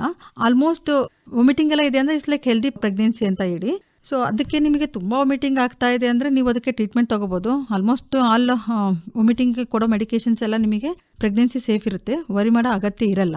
ಅದೇನು ಅಂದರೆ ನಿಮ್ಗೆ ಯೂಶಲ್ ಅದು ಮಾರ್ನಿಂಗ್ ಸಿಕ್ನೆಸ್ ಅಂತ ಹೇಳ್ತೀವಿ. ಮಾರ್ನಿಂಗೇ ವಾಮಿಟಿಂಗ್ ಆಗಬೇಕಂತಲ್ಲ, ದಿನ ಪೂರ್ತಿ ನಿಮ್ಗೆ ಎನಿ ಟೈಮ್ ವಾಮಿಟಿಂಗ್ ಆಗ್ಬೋದು. ಸ್ಪೆಷಲಿ ಇದು ಫಸ್ಟ್ 3 ಮಂತ್ಸ್ ಜಾಸ್ತಿ ಇರುತ್ತೆ, ಕಾಲಕ್ರಮೇಣ ಅದು ಕಡಿಮೆ ಆಗ್ತಾ ಹೋಗುತ್ತೆ. ಕೆಲವೊಬ್ಬರಿಗೆ ಫುಲ್ 9 ಮಂತ್ಸ್ ಸಮೇತ ಪ್ರೆಗ್ನೆನ್ಸಿಯಲ್ಲಿ ವಾಮಿಟಿಂಗ್ ಇರೋ ಚಾನ್ಸಸ್ ಇರುತ್ತೆ. ಮತ್ತು ಪ್ರೆಗ್ನೆನ್ಸಿಲಿ ಸ್ವಲ್ಪ ಹೆಡ್ಡೇಕು ಜಾಸ್ತಿ ಅಂತ ಹೇಳ್ತಾರೆ. ಕೆಲವೊಂದ್ಸರಿ ಫಸ್ಟ್ 3 ಮಂತ್ಸಲ್ಲಿ ಅವ್ರದ್ದು ಫುಡ್ ಇಂಟೇಕ್ ಎಲ್ಲ ಚೆನ್ನಾಗಿರಲ್ಲ, ಹೈಪೋಗ್ಲೈಸಿಮಿಯಾ ಆಗ್ಬಿಟ್ಟು ಅವರಿಗೆ ಗಿಡ್ಡಿನೆಸ್ ಬರೋದು, ಹೆಡ್ಡೇಕ್ ಆಗೋ ಚಾನ್ಸಸ್ಸು ಜಾಸ್ತಿ ಇರುತ್ತೆ. ಮತ್ತು ಗ್ಯಾಸ್ಟ್ರೈಟಿಸ್ ಜಾಸ್ತಿ ಆಗುತ್ತೆ ಅಂತ ಬರ್ತಾರೆ, ಅಂದರೆ ಬ್ಲೋಟಿಂಗ್ ಸೆನ್ಸೇಷನು ಆ ಥರ ಎಲ್ಲ, ಬಟ್ ಅಂದರೆ ಎದೆ ಉರಿ ಬರೋದು ಆ ಥರ, ಅದನ್ನು ಅಷ್ಟೇ. ಮೇನ್ಲಿ ಒಂದು ಫುಡ್ ಇಂಟೇಕ್ ಸರಿಯಾಗಿರಲ್ಲ, ಮತ್ತು ಪ್ರೆಗ್ನೆನ್ಸಿಯಲ್ಲಿ ಏನಾಗುತ್ತೆ ಅಂದರೆ ಅದು ಸ್ಪಿಂಕ್ಟರ್ಸ್ ಅಂತೀವಲ್ಲ, ಈಸೋಫೇಜಿಯಲ್ ಸ್ಟಮಕ್ಕಿಗೂ ಮಧ್ಯದಲ್ಲಿ ಒಂದು ಸ್ಪಿಂಕ್ಟರ್ಸ್ ಇರುತ್ತೆ, ಅದು ಸ್ವಲ್ಪ ರಿಲ್ಯಾಕ್ಸ್ ಆಗುತ್ತೆ. ಸ್ಟಮಕಲ್ಲಿರೋ ಫುಡ್ಡು ಆ್ಯಸಿಡ್ಡು ರಿಗಜಿಟೇಟ್ ಆಗ್ಬಿಟ್ಟು ನಿಮಗೆ ಎದೆ ಉರಿ ಬರೋದು ಆ ಥರ ಚಾನ್ಸಸ್ ಇರುತ್ತೆ. ನೀವು ಹೇಗೆ ಮನೇಲಿ ಅವಾಯ್ಡ್ ಮಾಡ್ಬೋದು ಆ ಥರ ಆಗೋದಂದರೆ, ಆದಷ್ಟು ಫುಡ್ಡು ತಿಂದ ತಕ್ಷಣ ನೀವು ಮಲಗೋದನ್ನ ಅವಾಯ್ಡ್ ಮಾಡಿ, ಸ್ಪೈಸಿ ಫುಡ್ ಅವಾಯ್ಡ್ ಮಾಡಿ, ಪ್ಲಸ್ ಆಯಿಲಿ ಫುಡ್ನ ಸ್ವಲ್ಪ ಅವಾಯ್ಡ್ ಮಾಡಿ. ಆಮೇಲೆ ಮಲಗಬೇಕಾದ್ರೂ ಜಸ್ಟ್ ಅಂದರೆ ತಲೆಗೆ ಮಾತ್ರ ಪಿಲ್ಲೋ ಅಲ್ಲ, ಬೆನ್ನಿಗೂ ಒಂದು ಸ್ವಲ್ಪ ಸಪೋರ್ಟ್ ಇಟ್ಕೊಂಡು ನೀವು ಮಲಗೋದ್ರಿಂದ ಅದು ರಿಗಜಿಟೇಷನ್ ಕಡಿಮೆ ಆಗಿ ಎದೆ ಉರಿ ಸಹ ಕಡಿಮೆ ಆಗುತ್ತೆ. ಮತ್ತು ತುಂಬ ಸ್ಪಾಟಿಂಗ್ ಮತ್ತು ಬ್ಲೀಡಿಂಗ್ ಅಂತ ಕೆಲವೊಬ್ರು ಬರ್ತಾರೆ. ಸೊ ಎಲ್ಲಿ ಅಂದರೆ ಸ್ಪಾಟಿಂಗ್ ಬ್ಲೀಡಿಂಗ್ ಆದ ತಕ್ಷಣ ಎಲ್ಲ ಅಬಾರ್ಷನ್ ಆಗುತ್ತೋ ಅಂತ ಒಂದು ಟೆನ್ಷನ್ ಇರುತ್ತೆ. ಸೊ ಎಲ್ಲ ಟೈಮು ಸ್ಪಾಟಿಂಗು ಬ್ಲೀಡಿಂಗ್ ಆಯಿತು ಅಂದರೆ ಅಬಾರ್ಷನ್ ಆಗುತ್ತೆ ಅಂತ ಅಲ್ಲ. ಅಂದರೆ ಸ್ಕ್ಯಾನ್ ಮಾಡಿದಾಗ ಒಳಗಡೆನೂ ತುಂಬ ಬ್ಲೀಡಿಂಗ್ ಇದೆ ಅಂದರೆ ಕೆಲವೊಂದು ಸರಿ ಅಬಾರ್ಷನ್ ಆಗೋ ಚಾನ್ಸಸ್ ಇರುತ್ತೆ. ಬಟ್ ಕಂಪಲ್ಸರಿ ಅಬಾರ್ಷನ್ ಆಗಲೇಬೇಕು ಅಂತಲ್ಲ. ಇಂಪ್ಲಾಂಟೇಷನ್ ಬ್ಲೀಡಿಂಗ್ ಅಂತ ಹೇಳ್ತೀವಿ. ಎವ್ರಿ ಮಂತ್ ಅವ್ರದ್ದು ಏನು ಡೇಟ್ ಆಗುತ್ತಲ್ಲ ಅದೇ ಟೈಮಿಗೆ ಅವ್ರಿಗೆ ಒಂದು ಸ್ವಲ್ಪ ಸ್ಪಾಟಿಂಗ್ ಆಗೋ ಚಾನ್ಸಸ್ ಇರುತ್ತೆ. ಸೊ ಅದಕ್ಕೆ ನೀವು ವರಿ ಮಾಡೋ ಅಗತ್ಯ ಇರಲ್ಲ. ಸ್ಪೆಷಲಿ ಇದೆಲ್ಲ ಬ್ಯಾಕೆಲ್ಲ almost second and third trimester 6 ತಿಂಗಳಾದ್ಮೇಲೆ ಜಾಸ್ತಿ ಆಗ್ತಾ ಹೋಗುತ್ತೆ. ಏನಕ್ಕೆ ಅದೆಲ್ಲ ಆಗುತ್ತೆ ಅಂದರೆ ಲಿಗಮೆಂಟ್ಸ್ ಎಲ್ಲ ರಿಲ್ಯಾಕ್ಸ್ ಆಗ್ಬಿಟ್ಟು ನಿಮಗೆ ಅದು ಬ್ಯಾಕ್ ಪೇನ್ ಜಾಸ್ತಿ ಆಗ್ಬೋದು. ಇದಕ್ಕೆಲ್ಲದಕ್ಕೂ ಬರೀ ಮೆಡಿಕೇಶನ್ಸೇ ಉತ್ತರ ಅಲ್ಲ. ನೀವು ಕೆಲವೊಂದು ಎಕ್ಸಸೈಸು ಮಾಡೋದ್ರಿಂದ, ಯೋಗ ಎಲ್ಲ ಮಾಡೋದ್ರಿಂದ ನೀವು ಬ್ಯಾಕ್ ಏಕ್ನ ಅವಾಯ್ಡ್ ಮಾಡ್ಬೋದು. ಕೆಲವೊಂದು ಸತಿ ಏನಾಗುತ್ತೆ ಅಂದರೆ ನಿಮಗೆ ಡೆಲಿವರಿ ಪೇನ್ ಇದ್ರೂ ಸಮೇತ ಬ್ಯಾಕ್ ಪೇನ್ ಬರ್ಬೋದು. ನಿಮಗೆ ತುಂಬ ಜಾಸ್ತಿ ಬ್ಯಾಕ್ ಪೇನ್ ಆಗ್ತಿದೆ ಅಂದರೆ ನೀವು ಕನ್ಸರ್ನ್ಡ್ ಡಾಕ್ಟರ್ನ ಕನ್ಸಲ್ಟ್ ಮಾಡೋದು ಒಳ್ಳೆಯದು. ಮತ್ತೇನಂದರೆ ಸ್ಟ್ರೆಚ್ ಮಾರ್ಕ್ಸು. ನಮಗೆ ಸ್ಟ್ರೆಚ್ ಮಾರ್ಕ್ಸ್ ಬರ್ತಾ ಇದೆಯಲ್ಲ, ಒಂಥರ ಹೊಟ್ಟೆಲ್ಲ ಒಂಥರ ಕಾಣಿಸುತ್ತೆ, ಅದು ಏನು ಮಾಡಬೇಕು ಅಂತ ಕೇಳ್ತಾರೆ. ಮೇನಾಗಿ ಅದು ಅಬ್ಡಮನ್ನು ಸ್ಟ್ರೆಚ್ ಆದಾಗ ಅದು ಕೊಲಾಜನ್ ಇದಾಗ್ಬಿಟ್ಟು ನಿಮಗೆ ಸ್ಟ್ರೆಚ್ ಮಾರ್ಕ್ ಕಾಣಿಸುತ್ತೆ. ಸೊ ಆದಷ್ಟು ಮಾಯಿಶ್ಚರೈಸರ್ ಅಪ್ಲೈ ಮಾಡೋದ್ರಿಂದ ಸ್ವಲ್ಪ ಇಂಟೆನ್ಸಿಟಿ ಅದನ್ನು ಕಡಿಮೆ ಮಾಡ್ಬೋದು. ಇಲ್ಲ ಕೆಲವೊಂದು ಲೋಷನ್ಸ್ನ ನೀವು ಅಪ್ಲೈ ಮಾಡ್ಬೋದು. ಕ್ರೀಮ್ಸ್ ಏನಾದ್ರು ಮಾಯಿಶ್ಚರೈಸರ್ಸ್ ಎಲ್ಲ ಯೂಸ್ ಮಾಡೋದಾದರೆ ನೀವು 5 ಮಂತ್ಸ್ ಪ್ರೆಗ್ನೆನ್ಸಿ ಇದ್ದಾಗ ಯೂಸ್ ಮಾಡೋದ್ರಿಂದ ಸ್ವಲ್ಪ ಅದನ್ನು ಇಂಟೆನ್ಸಿಟಿ ಕಡಿಮೆ ಮಾಡ್ಬೋದು.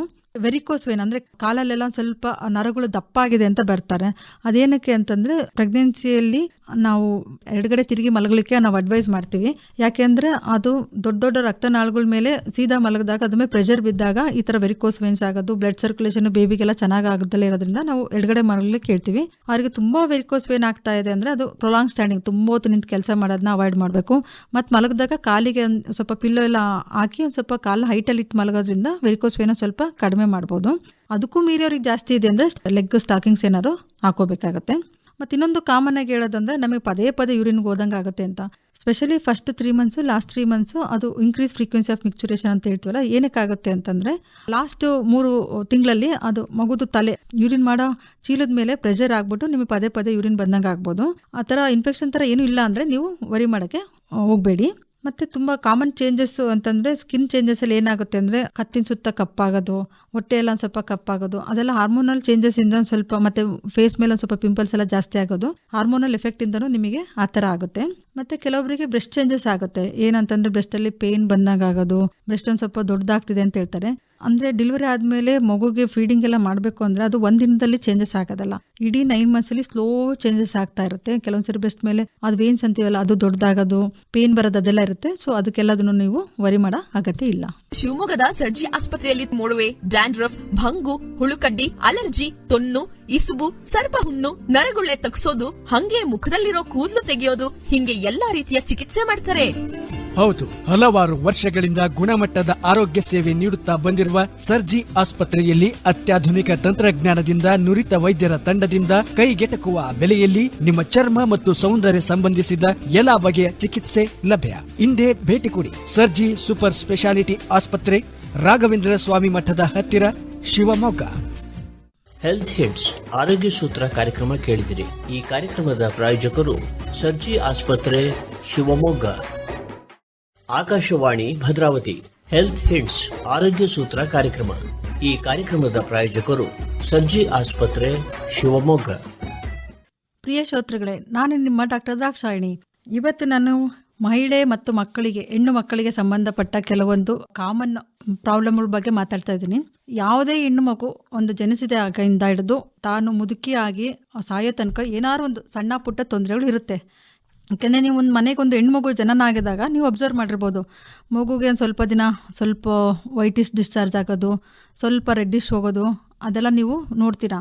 ಸೊ ಅದು ಕಾಮನ್. ಯಾಕೆಂದರೆ ಆ ಮಗು ತಾಯಿ ಗರ್ಭದಲ್ಲಿದ್ದಾಗ ಆ ಹಾರ್ಮೋನಲ್ ಎಫೆಕ್ಟಿಂದ ಮಗು ಹುಟ್ಟಿದ ಮೇಲೆ ಕೆಲವೊಂದು ಆ ಥರ ಸಣ್ಣ ಪುಟ್ಟ ಪ್ರಾಬ್ಲಮ್ ಕಾಣಿಸೋದು ಸರ್ವೇ ಸಾಮಾನ್ಯ. ಸೊ ಅದಕ್ಕೆ ನೀವು ವರಿ ಮಾಡೋ ಅಗತ್ಯ ಇಲ್ಲ. ಅದಾದಮೇಲೆ ಮಕ್ಕಳು ಸ್ವಲ್ಪ ದೊಡ್ಡವರಾಗ್ತಾ ಆಗ್ತಾ ಸ್ಕೂಲಿಗೆ ಹೋಗಿ ಶುರು ಮಾಡ್ತಾರೆ. ಆ ವೆಜನಲ್ ಪಾರ್ಟಲ್ಲಿ ಸ್ವಲ್ಪ ಇಚ್ಚಿಂಗ್ ಅಂತ ಹೇಳ್ತಾರೆ, ವೈಟ್ ಡಿಸ್ಚಾರ್ಜ್ ಅಂತ ಹೇಳ್ತಾರೆ. ಸೊ ಅದು ಮೆಜಾರಿಟಿ ಆಫ್ ದ ಟೈಮ್ ಏನಾಗಿರುತ್ತೆ ಅಂದರೆ ಅವರಿಗೆ ಏನೋ ಒಂದು ಬಾಳ್ಪನೋ ಪೆನ್ಸಿಲೋ ಏನೋ ತಗೊಂಡು ಅಲ್ಲಿ ಕೆರ್ತಾ ಬಂದಾಗ ಅದನ್ನು ಕೆರ್ಕೊಂಡಿರ್ತಾರೆ ಆ ಜಾಗನ. ಸೊ ಅದರಿಂದನೂ ಅವರಿಗೆ ವೈಟ್ ಡಿಸ್ಚಾರ್ಜ್ ಆಗಿರ್ಬೋದು. ಆ ಜಾಗನ ಆ ಮಕ್ಕಳಿಗೆ ನೀವು ಎಜುಕೇಟ್ ಮಾಡಬೇಕು, ಅದನ್ನೆಷ್ಟು ಕ್ಲೀನಾಗಿ ಇಟ್ಕೋಬೇಕು, ಅದರದ್ದು ಪ್ರಾಮುಖ್ಯತೆ ಏನು ಅಂತ ನೀವು ತಿಳಿಸಿದಾಗ ಆ ಸಿಂಪ್ಟಮ್ಸ್ನ ನೀವು ಕಡಿಮೆ ಮಾಡ್ಬೋದು. ಅದ್ರ ನೆಕ್ಸ್ಟ್ ಬಂದಾಗ ಇತ್ತೀಚಿನ ದಿನ ತುಂಬ ಜನ ಬಂದು ಅಯ್ಯೋ ನಮ್ಮ ಮಗಳು 3ನೇ ಕ್ಲಾಸು 4ನೇ ಕ್ಲಾಸು ಅಲ್ಲಿ ಇವಾಗಲೇ ಮೆನಾರ್ಕೆ ಆಗಿಬಿಟ್ಟಿದೆ, ಇಷ್ಟು ಕಡಿಮೆ ಏಜಿಗೆ ಹೆಂಗೆ ಇದು ಮಾಡ್ತಾರೆ ಅಂತ ಹೇಳ್ತಾರೆ. ಇದು ಏನಾಗಿದೆ ಅಂದರೆ ಇತ್ತೀಚಿನ ದಿನದಲ್ಲಿ ನಮ್ಮ ಲೈಫ್ ಸ್ಟೈಲ್ ಚೇಂಜಸ್ಸು, ನಮ್ಮದು ಫುಡ್ಡು ಎಲ್ಲದರಿಂದನೂ ಮೆನಾರ್ಕೆ ಆಗೋ ಏಜು ಸ್ವಲ್ಪ ಬೇಗ ಆಗ್ತಾ ಇದೆ. ಸೊ ಆ ಮಕ್ಕಳಿಗೆ ನೀವು ಎಜುಕೇಟ್ ಮಾಡಬೇಕು. ಪೀರಿಯಡ್ಸ್ ಟೈಮಲ್ಲಿ ನೀವು ಹೇಗೆ ಇಟ್ಕೋಬೇಕು, ಎಲ್ಲರ ಹತ್ರ ಹೇಗಿರಬೇಕು ಅನ್ನೋದನ್ನ ನೀವು ಸ್ವಲ್ಪ ಎಜುಕೇಟ್ ಮಾಡಬೇಕಾಗುತ್ತೆ. ಮೆನಾರ್ಕೆ ಆಗಿ 1 ವರ್ಷ 2 ವರ್ಷ ಸ್ವಲ್ಪ ಪೀರಿಯಡ್ಸ್ ಹೆಚ್ಚು ಕಡಿಮೆ ಆಗೋ ಚಾನ್ಸಸ್ ಇರುತ್ತೆ. ಪೀರಿಯಡ್ಸ್ ಟೈಮಲ್ಲಿ ಪೇನ್ ಬರೋದು ಅದು ಸಮೇತ ಕಾಮನ್ನು, ಅದಕ್ಕೂ ನೀವು ವರಿ ಮಾಡೋ ಅಗತ್ಯ ಇಲ್ಲ. ಸ್ಪೆಷಲಿ ಫಸ್ಟ್ 2 ಇಯರ್ಸ್ ಈ ಮೆನ್ಸ್ಟ್ರುಯಲ್ ಇರ್ರೆಗ್ಯುಲಾರಿಟೀಸ್ ಬಗ್ಗೆ ನೀವು ತುಂಬ ವರಿ ಮಾಡೋ ಅಗತ್ಯ ಇಲ್ಲ. ಒಂದಂತೂ ಮಕ್ಕಳಿಗೆ ತಿಳಿಸ್ಬೇಕು, ಆದಷ್ಟು ಅಪರಿಚಿತರ ಜೊತೆಗೆ ಅದೇನು ಗುಡ್ ಟಚ್ ಬ್ಯಾಡ್ ಟಚ್ ಅಂತ ಹೇಳ್ತೀವಲ್ಲ ಅದ್ರ ಬಗ್ಗೆ ಅವ್ರಿಗೆ ಅವೇರ್ನೆಸ್ಸು ನೀವು ಮನೆಯಲ್ಲಿ ತಾಯಿಯಂದ್ರು ಸ್ವಲ್ಪ ಹೇಳೋದ್ರಿಂದ ಮಕ್ಕಳು ಯಾವ ಥರ ಇರಬೇಕು ಅನ್ನೋದು ಅವರಿಗೆ ಗೊತ್ತಾಗುತ್ತೆ.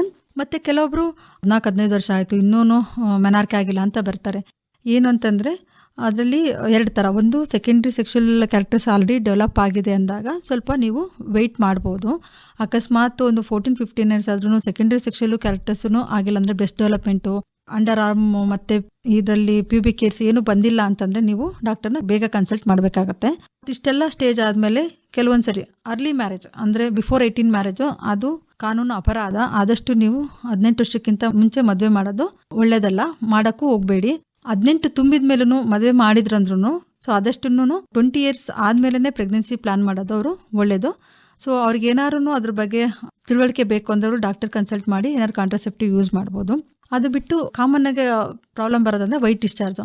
ಅದು ನಿಮಗೇನೂ ತೊಂದರೆ ಕೊಡ್ತಾ ಇಲ್ಲ, ಸ್ಮೆಲ್ ಬರ್ತಾ ಇಲ್ಲ, ಇಚ್ಚಿಂಗ್ ಇಲ್ಲ ಅಂದರೆ ನೀವು ವರಿ ಮಾಡೋ ಅಗತ್ಯ ಇಲ್ಲ. ಆ ಜಾಗನ ಕ್ಲೀನಾಗಿ ಇಟ್ಕೊಂಡ್ರೆ ಸಾಕು. ಅದ್ರ ಜೊತೆಗೆ ನಿಮಗೆ ಸ್ಮೆಲ್ ಬರ್ತಾ ಇದೆ, ಕಡ್ತಾ ಬರ್ತಾ ಇದೆ ಅಂದರೆ ನೀವು ಡಾಕ್ಟರ್ನ ಕನ್ಸಲ್ಟ್ ಮಾಡಬೇಕಾಗತ್ತೆ. ವೈಟ್ ಡಿಸ್ಚಾರ್ಜ್ ಇದ್ದ ತಕ್ಷಣ ನಮಗೆ ಸರ್ವೈಕಲ್ ಕ್ಯಾನ್ಸರು ಆ ಥರ ಕ್ಯಾನ್ಸರ್ಸ್ ಏನಾದ್ರು ಆಗೋ ಚಾನ್ಸಸ್ ಇರುತ್ತಾ ಅಂತ ಒಂದು ಭಯ ಇರುತ್ತೆ. ಸೊ ಏನಂದರೆ ಎಲ್ಲ ಮಹಿಳೆಯರೂ ಒನ್ಸ್ ಇನ್ನು 3 ಇಯರ್ಸು ಪ್ಯಾಪ್ಸ್ಮೇರ್ನ ಮಾಡಿಸ್ಕೊಳ್ಳೋದು ಒಳ್ಳೆಯದು. ಇಲ್ಲಾಂದರೆ HPV DNA ಟೆಸ್ಟ್ ಅಂತ ಹೇಳ್ತೀವಿ, ಅದನ್ನು ಒನ್ಸ್ ಇನ್ 5 ಇಯರ್ಸು ಮಾಡಿಸ್ಬೇಕಾಗತ್ತೆ. ಅದ್ರಿಗೇನಾದ್ರು ತೊಂದರೆ ಕಾಣ್ತು ಅಂದರೆ ಅದಕ್ಕೆ ಸೂಕ್ತವಾಗಿ ನಿಮ್ಮ ಗೈನಕಾಲಜಿಸ್ಟ್ ನಿಮಗೆ ಅಡ್ವೈಸ್ ಮಾಡ್ತಾರೆ ಏನು ಮಾಡಬೇಕು ಅಂತೇಳಿ. ಕೆಲವೊಂದ್ಸರಿ HPV ವ್ಯಾಕ್ಸಿನ್ ತೊಗೊಂಡಿದ್ದೀವಲ್ಲ, ನಾವೇನು ಪ್ಯಾಪ್ಸ್ಮೇರ್ ಮಾಡೋ ಅಗತ್ಯ ಇಲ್ವಾ ಅಂತ ಕೇಳ್ತಾರೆ. ನೀವು HPV ವ್ಯಾಕ್ಸಿನ್ ತೊಗೊಂಡಿದ್ರು ಸಮೇತ ಪ್ಯಾಪ್ಸ್ಮೇರ್ನ ನೀವು ಒನ್ಸ್ ಇನ್ 3 ಇಯರ್ಸ್ ಮಾಡ್ತಾ ಇರಬೇಕು. ಮತ್ತು ಪೀರಿಯಡ್ಸಿಗೆ ಸಂಬಂಧಪಟ್ಟಿದ್ದಲ್ಲಿ ಕೆಲವೊಬ್ಬರು ನಮಗೆ ಪೀರಿಯಡ್ಸ್ ಟೈಮ್ಗಿಂತ ಮುಂಚೆ ಜಸ್ಟ್ ನಮಗೆ ಬ್ರೆಸ್ಟ್ ಪೇನ್ ತುಂಬ ಬರುತ್ತೆ, ಸ್ವಲ್ಪ ಸ್ವೀಟ್ಸ್ ಕ್ರೇವಿಂಗ್ಸ್ ಇರುತ್ತೆ, ಸ್ವಲ್ಪ ಇರಿಟೇಷನ್ ಆಗುತ್ತೆ. ಯಾಕೆಂದರೆ ಅದು ಅವರಾಗಿ ಅವ್ರು ಮಾಡ್ಕೊಳ್ಳೋದಲ್ಲ, ಹಾರ್ಮೋನ್ ಎಫೆಕ್ಟಿಂದ ಆ ಥರ ಆಗುತ್ತೆ.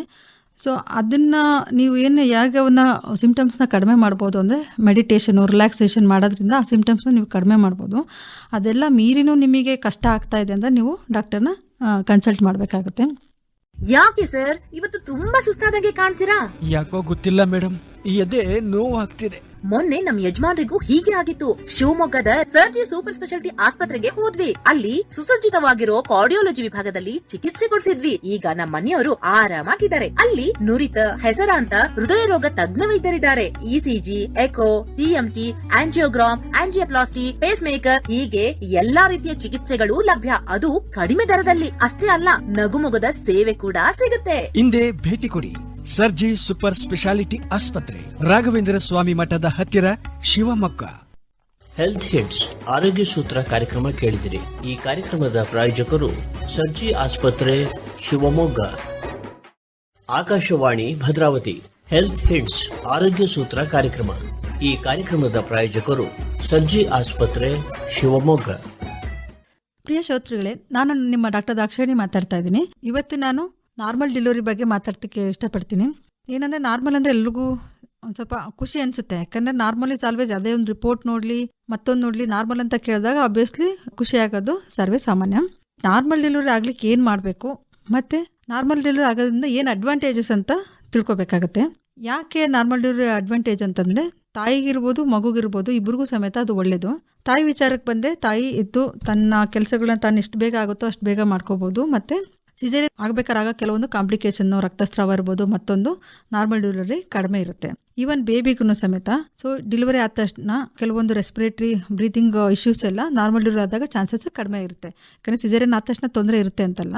ಸೊ ನಾರ್ಮಲ್ ಡೆಲಿವರಿಯಲ್ಲಿ ಏನಾಗುತ್ತೆ ಅಂತಂದರೆ ಮಗು ಆ ಯೋನಿ ವೆಜೈನ ಥ್ರೂ ಬರಬೇಕಾದ್ರೆ ಲಂಗ್ಸಲ್ಲಿರೋ ನೀರಿನ ಅಂಶ ಇರುತ್ತಲ್ಲ, ಅದು ಸ್ಕ್ವೀಸ್ ಆಗಿ ಹೊರಗಡೆ ಬರೋದ್ರಿಂದ ಬ್ರೀತಿಂಗ್ ಇಶ್ಯೂಸು ಆಗೋದಿಲ್ಲ. ಸೊ ಇದನ್ನು ನಾರ್ಮಲ್ ಡೆಲಿವರಿ ಆಗಲಿಕ್ಕೆ ನಾವು ಏನು ಮಾಡಬೇಕು ಅನ್ನೋದು ಇಂಪಾರ್ಟೆಂಟು. ಇವಾಗ ಎಲ್ಲರೂ ನಾರ್ಮಲ್ ಡೆಲಿವರಿಗೆ ಆಸೆ ಪಡೋದು ತಪ್ಪಲ್ಲ, ಬಟ್ ಅದು ಅದೇ ಆಗುತ್ತೆ ಅನ್ನೋದು ಹೇಳಲಿಕ್ಕೂ ಕಷ್ಟ ಆಗುತ್ತೆ. ಯಾಕೆಂದರೆ ಕೆಲವೊಂದು ಸತಿ ಮಗು ಉಲ್ಟಾ ಇರ್ಬೋದು, ಕೆಲವೊಂದು ಸತಿ ಮಗು ತಲೆ ದಪ್ಪ ಇದ್ದು ಆ ಪೆಲ್ವಿಸ್ ಅಂತೀವಲ್ಲ ಆ ಜಾಗ ಚಿಕ್ಕದಿದ್ರೂ ಕೆಲವೊಂದು ಸರಿ ಕಷ್ಟ ಆಗ್ಬೋದು. ಕೆಲವೊಂದು ಸರಿ ಪ್ಲಾಸೆಂಟಾ ಪ್ರೀವಿಯಾ ಅಂತ ಹೇಳ್ತೀವಿ, ಅದು ಕಸ ಅಂತ ಏನು ಹೇಳ್ತೀವಿ ಅದು ತುಂಬ ಕೆಳಗಡೆ ಇದ್ದಾಗ ಅನ್ನೋದು ಕಷ್ಟ ಆಗ್ಬೋದು.